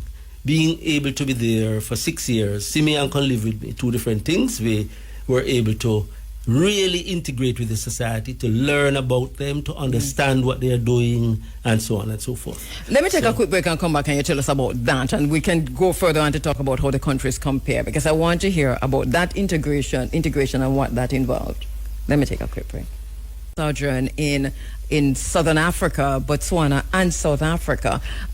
Prof, tell us about that integration and assimilation into, and what you learned. Yes. Well, first of all, there's a vibrant and strong Jamaican community of people living in Botswana, and an even bigger one in South Africa, where our High Commission is based. Yes. So while I went not knowing that there was a big, strong Jamaican community there, I encountered that, and that facilitated and helped my integration and involvement with the society. Yes. So the first thing one notices is that Botswana is a very calm and kind of respectful place. They are always greeting everyone, Dumela, Ma, Dumela, Ra. They always greet you. And that greeting is an acknowledgement that I see you. That is how their language translates. What did you say it again? Dumela. Dumela. Yeah, and then say Dumela Ra or Dumela Ma. That is sir or ma'am. So it means I see you and I acknowledge you, and so on. They don't just greet saying hello. They greet saying hello to somebody. So it's ma'am or sir. And if you get goosebumps. What a greeting. I mean, just thinking about it, I can't even move on from that. To say, I mean, when you say good morning or even morning, I mean, there's nothing much in that, you know, but when you say I see you, what do you do with that? Yes. So that becomes a part of what is very much embedded in their culture. Yes. You know, the whole notion of what they have built up is respect. Respect is a big part. And, for example, great respect for elderlies, people who are senior citizens. Yeah. And so they would use a term to greet a senior citizen, different than they would use a term to greet the younger person. And that word would be dumelang, a version of that same dumela, but dumelang, which happens to be the plural form of dumela. What they're saying by that is that by being a senior citizen, you are more than just being one person. You bring a lot more to life and to society. So the language is kind of prescriptive. Yes. You know, that tells you, once you say the word, you know what to do. Yes, yes. It tells you that I am because you are. I want to get there, you know, Yes. because, and that obviously is Ubuntu, but did you meet upon the word uno and that whole, our Jamaican word, uno, kuno, munu, that whole munu line of words? Yes, yes. Variations of that exist all over the continent. In South Africa and in Botswana especially, it is called boto. Boto. B-O-T-H-O. And it is a version of uhuru and all the different variations. What does it convey? It implies empathy. Empathy. I can put myself in your shoes. It involves human dignity, respect, accountability, democracy, and they place a lot of emphasis on, and it is a big part of what life is like every day in Botswana. So this is something that we can learn from. Yes. Because it is who we are anyway. Yes. And have forgotten.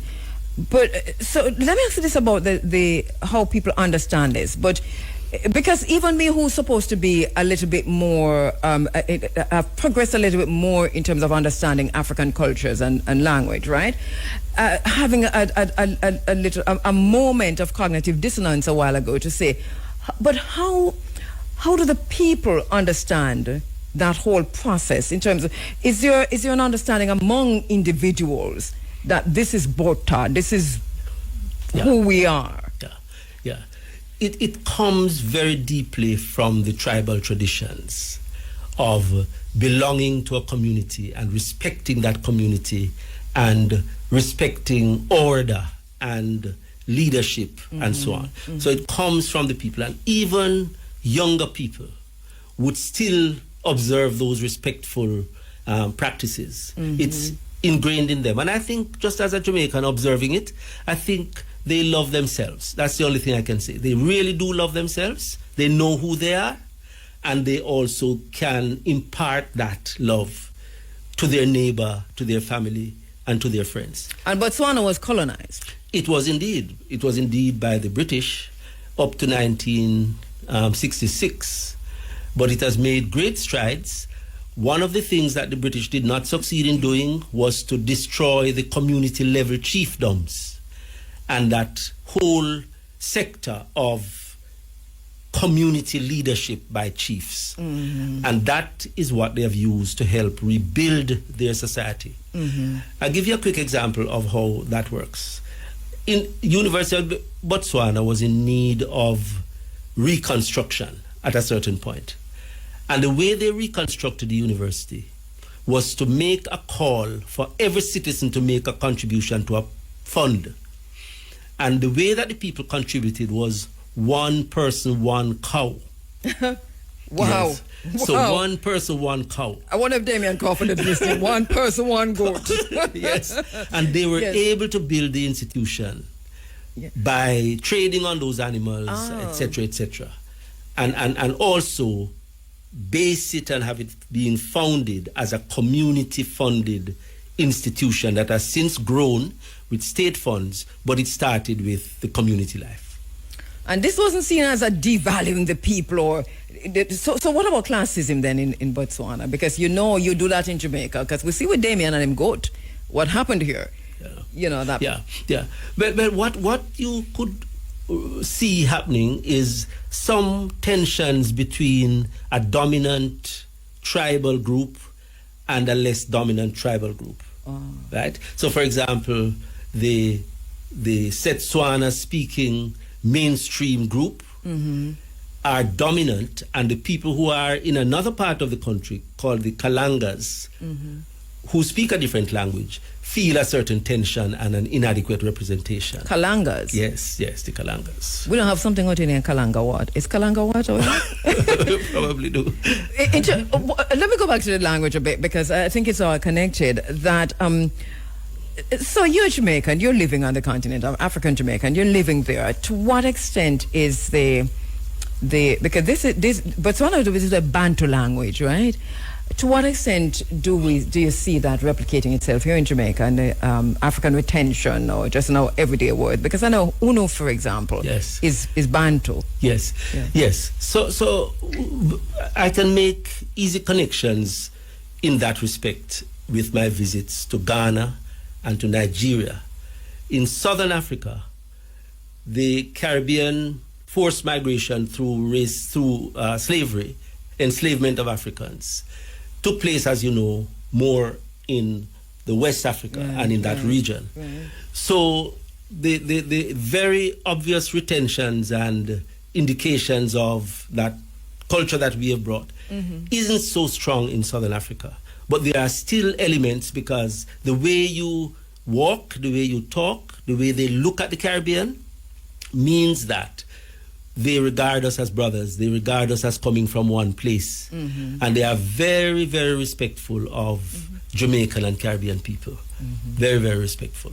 All right, so your own assimilation into that culture now. I hear you're talking Bantu language like crazy since you come in.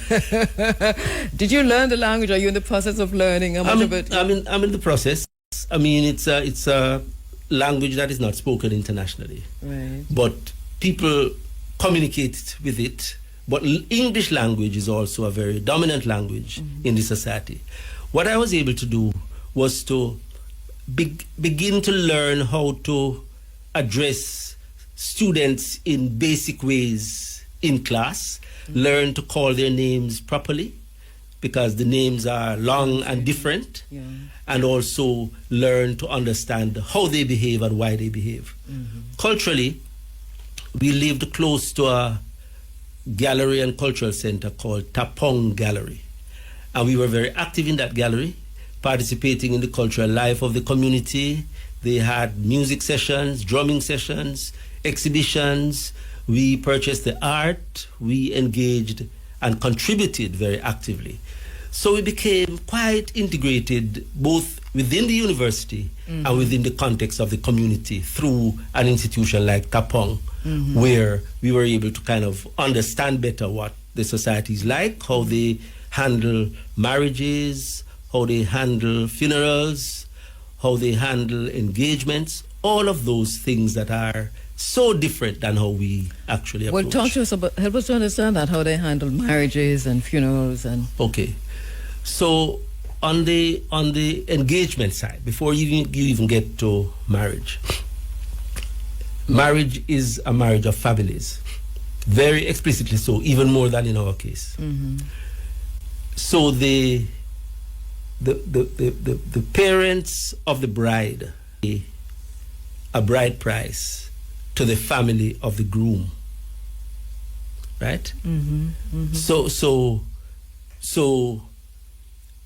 no, the ladies' family receives a contribution from the family of the groom. Okay. That is to say, a bride price. Okay. Usually in Botswana, that is 8 cows, or the financial equivalent of that. The marriage, in most cases, wouldn't take place until the other family is ready to do that. The transactions are done by the aunties, not by the parents. And the uncles and the aunties play a very important role in that. Weddings take place as very elaborate community events. You don't have to know the bride and groom in most cases, or in many cases, to be invited to the wedding. And a wedding can be 300, 400 people. They would have to kill several cows. Who provide the food? They have to butcher several cows. And the community contributes, but usually the two families contribute, and so on. And it is a great celebration with a lot of dancing. You don't see a wedding in a place like Botswana without a great deal of dancing by both the bride and the groom and the bridal party. So they arrive dancing up to the altar. And this is the traditional wedding. You can have the white wedding, which is another thing, which is the more conventional one that we are accustomed to. But the traditional wedding is a big celebration of the two families coming together, and it involves a lot of dancing and a lot of singing and a lot of eating. Divorce should be harder when families marry. Divorce should be harder. Yes. And talking about eating, what was the food like? Yes, they produce a lot of beef, a very agricultural environment. Yeah.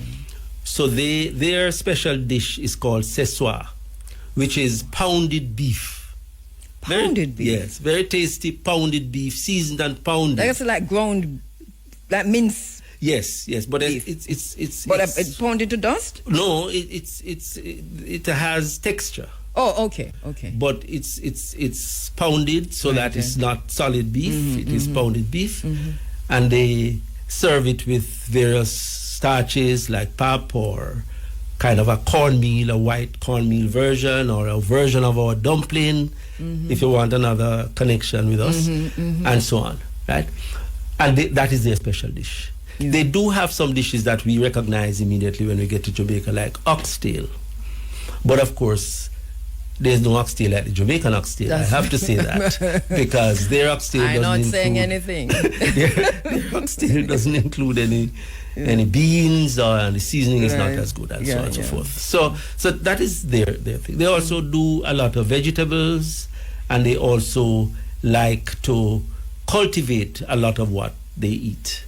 Their vegetables are called morojo, which is like our kalalu, and many of them grow it like we did. We began to grow kalalu in our backyard and spinach and so on and so forth. So that is how they eat. So in terms of, I know like for in Ghana, they have some massive market, and especially the one in Accra is like from here to, St. Anne's Bay and back. What's that situation like in Botswana? Yes, the markets tend to be smaller, and they are kind of on the outskirts. So it's like a farm gate situation, where if you have a farm, you take your stuff to the farm gate and also to the trading company that can actually market your product. They do, just beginning now to do a bit of export because they were importing a lot from South Africa. So they are importing less, producing more.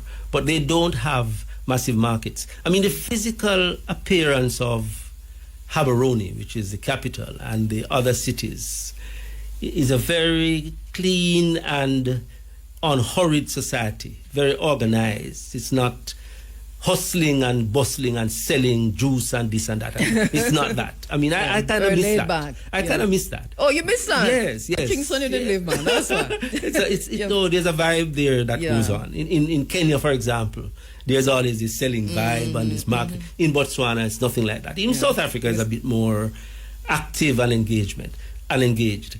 They in Botswana, they are very calm and unhurried and respectful and quiet. No wonder we don't hear much about Botswana in the news. That's right. Because what's the crime rate like? Very, very low. Very low. You can walk any time of night or day. Obviously, there is some crime, but it is not anywhere near as prevalent as it is in South Africa and Jamaica and many other parts of the world. And they look out for each other. Many of the streets are lighted. They also are retaining the capital punishment, by the way, which serves to some extent as a deterrent, because people who live in South Africa may feel a bit reserved going into Botswana to commit capital offenses because of that. But there's a groundswell also against the capital punishment as an ultimate punishment. It's not as if you lived in Botswana more than you lived in South Africa. South Africa is where you went to work twice or 3 times a week. Yes. But I mean, South Africa is the big neighbor. And so Botswana lives a close relationship with South Africa.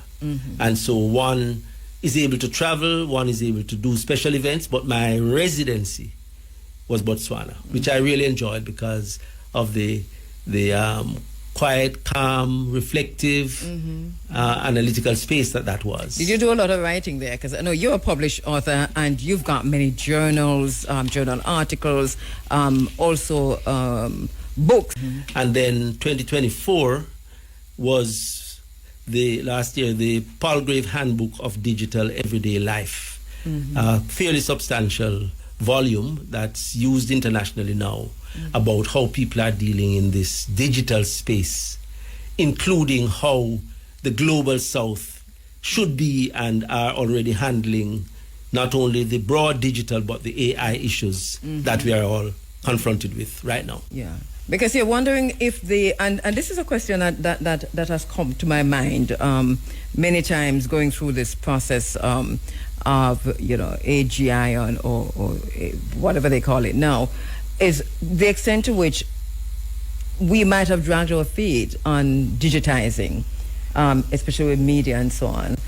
What's your thinking on that? Are we so far behind that it's going to be difficult to catch up, or we're in a good space? But I think we are reasonably in a comparative state with countries of our size and stage in development. I mean, I was very much associated with the process of deconstructing the cable and wireless monopoly, which then led to competition in the market, dropped prices down, and opened up a lot of opportunities for this very digital space that we are in. Many countries haven't really been able to do that, but that is the foundation on which we are building at the moment, and which I think Botswana is building on, South Africa is building on. And the book, the Palgrave Handbook of Everyday Digital Life, speaks to the experience of many countries in this very matter of their digital management of public life and corporate life. All right, let me take a break. I'll be right back. Hopton Dunn is coming back from Southern Africa, South Africa and Botswana. Well, we are literally riveted to what you're saying. Dr. Dunn, you're going to have to come back because we don't talk about, we need to start talking about other issues. But this morning we have to keep it where it is because we need to know more. One of the things you mentioned just now is how you've looked at both societies, South Africa and Botswana, and the comparative study that you've done. Talk to us about that, the differences, and also about that particular work. Okay, all right. So just to locate everybody in relation to the lesser known of the two countries, I just want to say something about Botswana itself.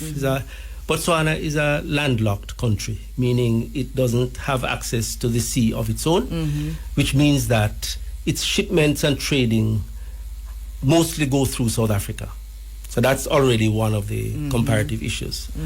It is bordered by South Africa, of course, Zimbabwe, Namibia, Zambia, and it has a lot of other neighboring countries, Mozambique, Eswatini, Lesotho, and so on. Botswana is a massive landmass of a country, but a very small population. The population is about less than 2.5 million, which means that it is almost like Jamaica, even a little less. Wow. But if you take Jamaica and drop it in Botswana, you would have to do that 50 times to get to the size that Botswana really is. So that is a comparison already. Right. South Africa is approximately on the same global size scale of Botswana, except for the population. Just before you move on, why that population? Do you know, is it the land or what is it? Is it desert? Yes. Botswana borders, and in fact part of the massive landmass of Botswana is in the Kalahari Desert. So the area is a kind of semi-arid area with either swampy areas for multiples of miles, or it is very dry and arid. But what a lot of people don't really realize is that both South Africa and Botswana, they have quite a harsh winter. Many people think of Africa as being a tropical place. Yeah. Of Africa, of course, consisting of many countries and being a continent, and with varied temperature zones. In southern Africa, below the equator, they do have a harsh winter. I would just stop there for a minute and talk about that, because you are so correct that we get the question all the time here when we talk about winter in South Africa or winter in Southern Africa, that people just cannot compute that you have cold temperatures during and the winter months are different. So, Yes. so tell us about the winters. How cold does it get? Yes. So the winter months are our summer months. So if you think August is the height of our summer, it's the height of the winter there. So does it snow? It snows not so much as I have been there in Botswana. It gets to minus degrees, like -1. Yeah. Really gets cold. Yes. But in a neighboring country called Lesotho, which is a very high elevation, the mountain kingdom, located within the landmass of South Africa, but with its own sovereignty, it snows in Lesotho from time to time, including in the capital and on the mountain tops. So just to make clear that there are very different temperature zones, very different climate conditions across different zones in Africa. In West Africa and in North Africa, you have more tropical zones, Nigeria and Ghana and so on. But when you get to the south, we have winter. I mean, we had to, just like if we were living in England, had to buy winter clothes and winter coats and everything of that sort. And it's interesting because when you go North Africa, it can really get pretty cold there. And also East Africa, like Ethiopia, can, woo. Yes, exactly. Yeah. So there's a big time zone difference. For example, the Botswana is 7 hours ahead. So now in Botswana, it's probably late afternoon going on evening, 7 hours ahead, right? So just in corresponding with our friends and family in Jamaica, we just had to time it right to be able to get them when they are not sleeping on, and vice versa. So it's a different location.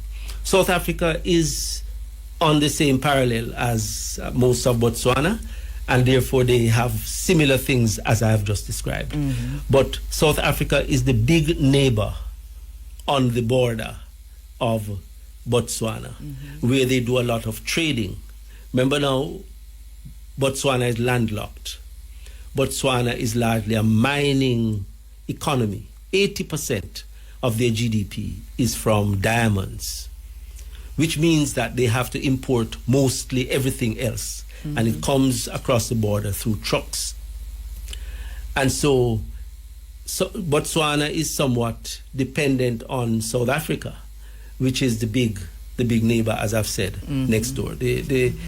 The South Africa economy is many times the size of the Botswana economy, but the Botswana economy is led and driven largely by the state, not so much as a socialist kind of thing, but as a social flooring society, where they make sure that whatever the diamonds have generated for the country, there is some amount of sharing and availability and accessibility. So they devote a lot of resources for the education of the children of poor people, for example, who get a scholarship or a grant to go to university, and get even grants to go to overseas universities for graduate education, like those doctors did, on government funding. Now they have to change the model. There's a big case for diversifying, bringing in more community and private sector engagements, become less dependent on diamonds, diversify the economy a lot. So that is what is preoccupying the government. You say less dependent on diamonds. So is there an emerging situation that you're seeing? Yes. That's dictating that. Yes, because the diamond income has diminished quite a bit, because, as you know, there's now artificial diamond, lab-made diamonds. And so that is competing with the actual or original diamonds. And that is causing a lower level of income into the Botswana economy. They are therefore realizing that they have to diversify, to place more emphasis, for example, on their tourism, to place more emphasis on engaging young people in digital skills, in issues like, and also in areas such as banking. So they have routes through which they could proceed to diversify. They just now have to get going because... Is there the vision for that? Or you're picking up that there's a vision for that and that there are drivers and people are rising to that occasion? Yeah. The people of Botswana voted out last year the previous government. Yes. Because they probably had a perception that that change that was needed was not being driven far and fast enough. And they have elected a government that is declaring its intent to quickly diversify and to engage with the economy and the youth unemployment and so on in a much more serious way. What's the cost of living like, and in terms of equality and equity? Are people above poverty line, or you have a similar situation in Jamaica here where there is abject poverty and, you know, at the other end, wealth galore? Yeah. The society, the government makes sure that the most vulnerable are taken care of.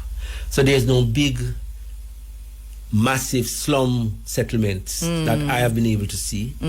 There is no major problem of mass begging in urban areas and so on, because there's a grant that's available to the elderly, to people who are in particular needs and who also need education and all of that. So is it a welfare situation? It's a welfare situation that tries to take care of the citizens using the resources that's available to the society. Broadly speaking, cost of living is lower than Jamaica. You can buy food and clothing and so on at a lower rate than I'm experiencing in Jamaica at the present. You're going to have to buy from Temu or Timo. but it's just different. But I know. So well, we've got one of the highest cost of living in the world, though, in the Jamaican situation. Even though we're hearing one thing, but we're experiencing a total different thing. Things are very expensive. No doubt about that. Things are very expensive. Right. So then how does that compare to South Africa? Because in South Africa, you have these massive... slums, yes, if you will. Yes. So South Africa has developed differently than Botswana. As I indicated, Botswana retained its chieftaincies in good influential positions. It built up these cutler situations, which means that you can get help from the community level as well as from the state level. Right. They have put the chiefs in parliament, in a particular house of parliament, like we have the Senate, and so on. So there's a lot of support for people in Botswana. In South Africa, people probably tend to be a little more on their own, have to build shacks, have to build shanties, have to sell a lot, hustle, so to speak, that we know about, hustling, in order to make a living. Of course, South Africa is a much more densely populated and much larger country, and probably couldn't afford the level of support that Botswana is able to give to its population, to South African population. And with a situation where Zimbabweans, for example, go into South Africa in the same way that, you know, Jamaicans might head for the United States for a better life. So we have that migration from Zimbabwe into South Africa. Do we have a similar situation from Botswana into South Africa, or... No. Into Botswana, yes. South Africa into Botswana? Yes. But also, Zimbabwe. Or Zimbabwe into Botswana. Because largely they operate open borders. The borders are policed, but people have their ways of getting across the border. And so a lot of the people who work everyday life, like helpers and gardeners and so on and so forth, are the people who have migrated across into Botswana. So from that point of view, a lot of these Southern African countries are integrated at the ground level to some degree, because the borders that we are talking about are colonial borders.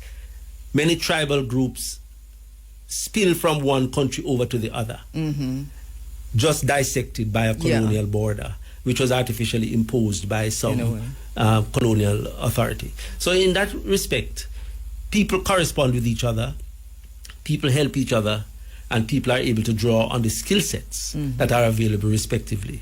Dr. Don, we're out of time in about sit down 1 minute. I want to ask you, just let us, because you're going to have to come up, but I want to talk a little bit about media and communication, because that is your specialty, and you're right here in the heart of media in Jamaica. The number one radio station, you know that. Okay, we take a break.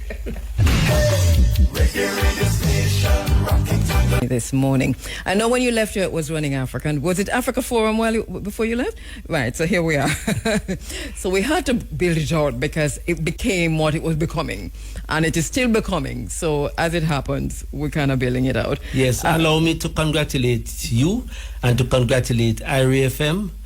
It's no mean feat to be able to hold that number one spot to this milestone achievement. Yes. And I think you are making a great contribution not only within the country, but the vibes and the message beyond Jamaica. Thank you so much, and on behalf of IRFM.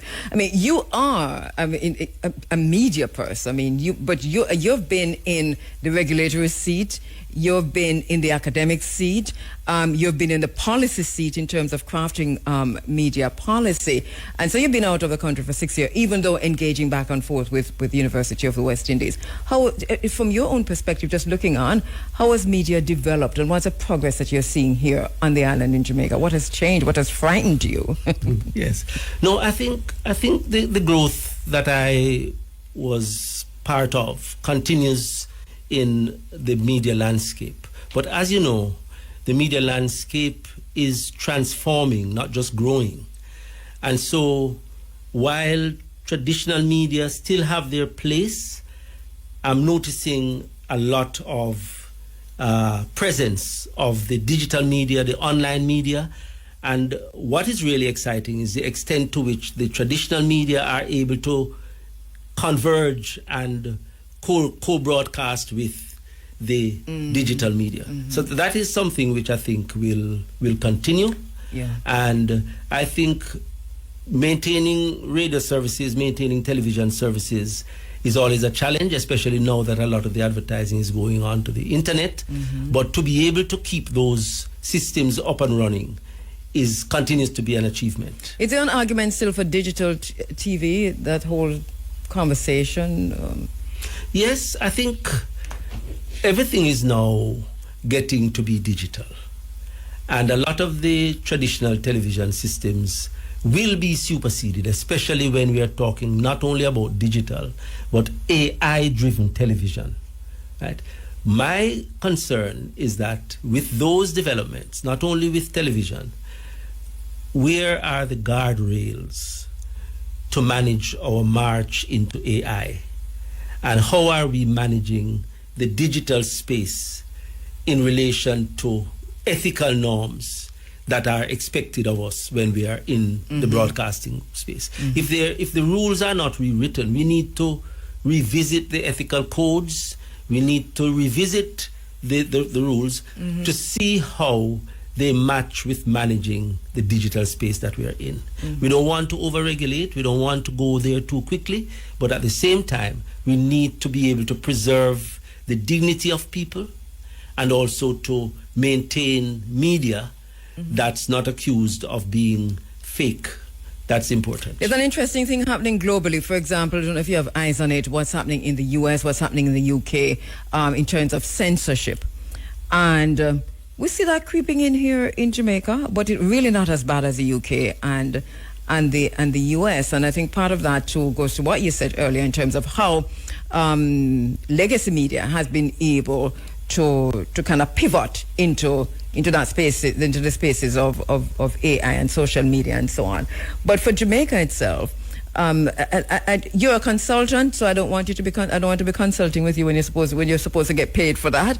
But what does Jamaica need, though? Because I am noticing something that is frightening, which is the extent to which the social media has crept into the legacy media, and legacy media has lost all sense of moral standards, if you will. Yes. Well, just coming from a place where we were just talking about Boto and Uhuru, it means, first of all, recommitting to certain ethical norms. And we can assist that along through places like Carimac and other media schools in Jamaica and the Caribbean. So we need to inculcate that set of values, which the media houses should then be able to expect and to make arrangements for their staff to adhere to.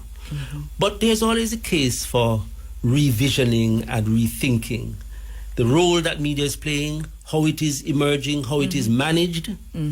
All of those issues are now on the table, afresh, as if we are new again.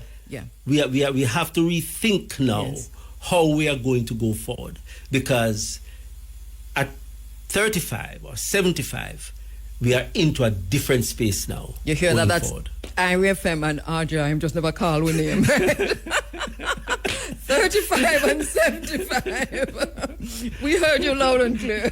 But we have to retool. We have to retool, and we have to. And I mean, duration of time is not necessarily the gift that it once was. If you don't benefit from what is happening in the current environment, in order to make that time scale Who should lead this process? Because it seems to me as if the Broadcasting Commission, and you were the chair for many years, is a toothless animal, and even more so now than ever before. So who should lead this process? Do we depend, again, because, listen, over the years, you've all depended on the media houses to lead these kinds of processes, but is that the best thing to do? Yes. Well, Jamaica has settled on a private sector-led media environment, unlike some of the other countries. For example, in Botswana, it is still substantially government-led on the electronic side. But once you have settled on a private sector-led, government's role is to regulate, encourage, seek investment and approve them, as the case may be, but it is still driven by private sector owners of their media outlets. The opportunity exists for these owners of the media institutions to partner with people at different levels. For example, one big conversation now is, how are we going to make community radio, meaning small radio stations, integrate and interact with the national audience in ways that can be mutually beneficial? There are issues around how do you manage audiences now that you have this great interaction where they can talk back. In fact, they can own media on a small scale and compete with you, which they are doing very well, I might add. Which is happening. So the new model, which is evolving, will have to take into account all of those changes. And as to who leads it, it probably still remains a mission for the private sector leadership, for the community leadership, with government monitoring and regulation. It's going. I suppose it's going to be organic and lead itself in the same way. You know, I had Ernest Smith here I think it was last year, and he was talking about the way the music was going, the direction it was going into. And he said, you know, for the first time, there is really no, and you talk about the guardrails, it's like, where does it go? It is almost on its own. I mean, he's watching it, he's not against it, he says it's part of it, but for the first time you don't have the elders in the spaces and the more experienced to guide this process. It's just off on its own, and I think media is looking and feeling like that to me right now. Yes, indeed. The gatekeeping that used to exist isn't in place as it was before, which then means that there's a mission for self-regulation, but that is going to be inculcated over time. Errors will be made, but those have to be corrected quickly, and people should be moving forward from that. How does Botswana and South Africa compare to Jamaica? South Africa is I am so sorry. Let me do this quickly. 1 minute. They are producing films, they are producing podcasts, they are producing a whole range of visual and audio and new media products. Yes. And because they are across multiple cities and so on, it's a massive opportunity for people for collaboration with the media market in South Africa. That's one thing. Secondly, in the case of Botswana, it's a much smaller space and it's a much more government-led space. For example, you have the main television station, which is BTV, owned by the government. they haven't yet diversified into private sector or even into proper competition, though they have BTV1 and BTV2 and BTV3. The radio stations, they do have some private sector radio stations, but there's a competing batch of government-led and owned media radio station. So they are in a place that we were at some time ago. JBC days. Yes, they're in a different place than we are now. And they are in a different place than South Africa is. Which is empowering a lot of private sector and community level media and so on. Because if you compare South Africa to Jamaica, South Africa is even more advanced in terms of its media to Jamaica, isn't it? Yes, I think so. I think so in a lot of ways, because they have the resources in many places to invest in higher end technologies and to make linkages with international partners of a kind that we are not really able to do yet. They're operating at the global media conglomerate level. Yes. This is what we're seeing with South Africa.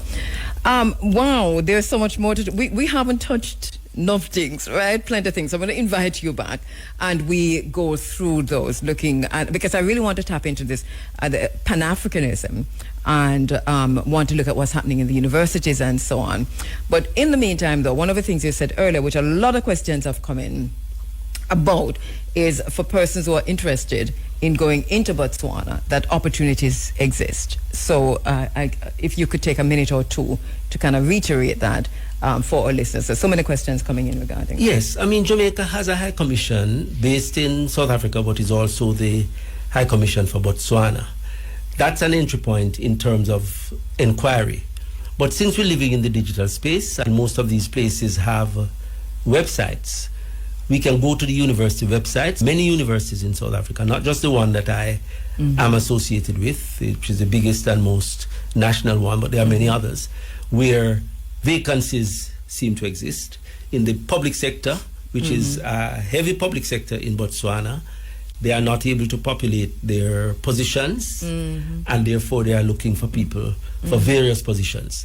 Many Jamaicans, in fact, some who are listening to me right now, have been through those waves of employment, migration, return, and so on with Botswana. And there are people in Botswana having come to Jamaica, the young doctors, they married Jamaican women. In a few cases, they have went back to Botswana as families, and now we have a generation of children consisting of Botswana and Jamaican parents. So there are linkages. Cultural exchanges. And cultural exchanges, because in the case of Jamaica, there's a lot of respect for Rastafari. This, in terms of what have you seen, how is this treated in Botswana, Southern Africa, in terms of African spirituality, and how that is dealt with in Botswana and South Africa? Yes, there's a lot of respect for tradition and a lot of respect for means of traditional worship. Especially in West Africa, which I'm aware of, and parts of East Africa, in the specific cases and so on and so forth. So you are not seeing a strong Mayalism or Obia culture or whatever, but there is what you call urban conversations about the very question of what they would call Obia. It's not, to the best of my knowledge, stopped by the government. Government allows freedom for people to observe their religious practices or whatever the kinds of practices. And because it is a tribal culture as well, you have various ones competing with each other in terms of what is recognized in one space or in another. So it's a more open and ancestors are also highly respected. All right, so that's what we're going to pick up from when you come back. Ancestors, when you return. Thank you so much, Professor Houghton. It really is a pleasure seeing you again. And are you going back to UE or you're just chilling for a while? I'll be associated with University of West Indies for as long as I live. All right, and say hi to your wife, Leeds Dunn, yes. and on the work you've done and continue to do. Wow. We are always motivated by you. Thank you so much. Thank you very much. All right. Professor Houghton Dunn there. Wow. So he's coming back from, as we said, Botswana. and South Africa, and we're really loving this because this it has opened a door into Southern Africa for us, and Botswana in particular. So when he comes back, we'll spend some more time in South Africa. But yeah, this was food for thought this morning. And for those persons who are asking how you get to Botswana, me never asked Dr. Dunn that. But when you come back, we'll ask. All right. But, Dr. Dunn, before you get up, listen, before you move, because a lot of questions came in. I'm so sorry from persons like, so what do you do exactly? So you've made that decision and you want to go into Botswana. What do I do? Okay. Well, there are specialists and professionals who answer those questions, right? I'm only here to tell you that from my observation, I've seen opportunities that could be tapped into. Brilliant. In a lot of ways, it means making an inquiry or an application online, making your skill sets available, and putting in an application. All right. Basic we'll leave things. It at that. Basic things. Yeah, we'll leave it at that. All right. Thank you so much, Dr. Professor Hopton Dunn. And as I said before, I mean, Google him. He has written a whole lot. And so you can access the work that is out there by Professor Dunn. You're inside of the Africa Forum. This is Running Africa. And I know we're not going to have much time to talk a bit more about what's happening in the DRC, but and also to look again at Sudan. Hopefully, we will be making a connection with Sudan. A few years ago, or was it a few months ago, we linked live with Sudan. And I know many of you were upset because you thought I didn't ask the questions that I should have asked. But we were being very careful so that we kept our source and the expert that we have in Sudan. So I didn't want to frighten him in the first interview. It is already difficult enough to get him to come back for a second interview. But we'll be linking live with Sudan. I am in contact with him. Interestingly enough, he's a member of the army. And so that's Sudan, the main Sudan army, not the RSF, which is a Janjaweed in new clothes. So we'll see what happens then. And then just to remind you that come October 19, we'll be in Westmoreland celebrating Peter Tosh. So once again, put on your Gideon boots. Let us get ready to go to Westmoreland for a celebration of Peter Tosh at Peter Tosh Memorial Gardens. I suppose we'll have some conversation around that next week with a member of the Peter Tosh family estate. I think hopefully Niambe might be online. But just to say to all of Bluefields, Assab, Negril, Hanover, St. Elizabeth, Montego Bay, St. James, all across Jamaica, we're heading to Westmoreland on October 19. All right?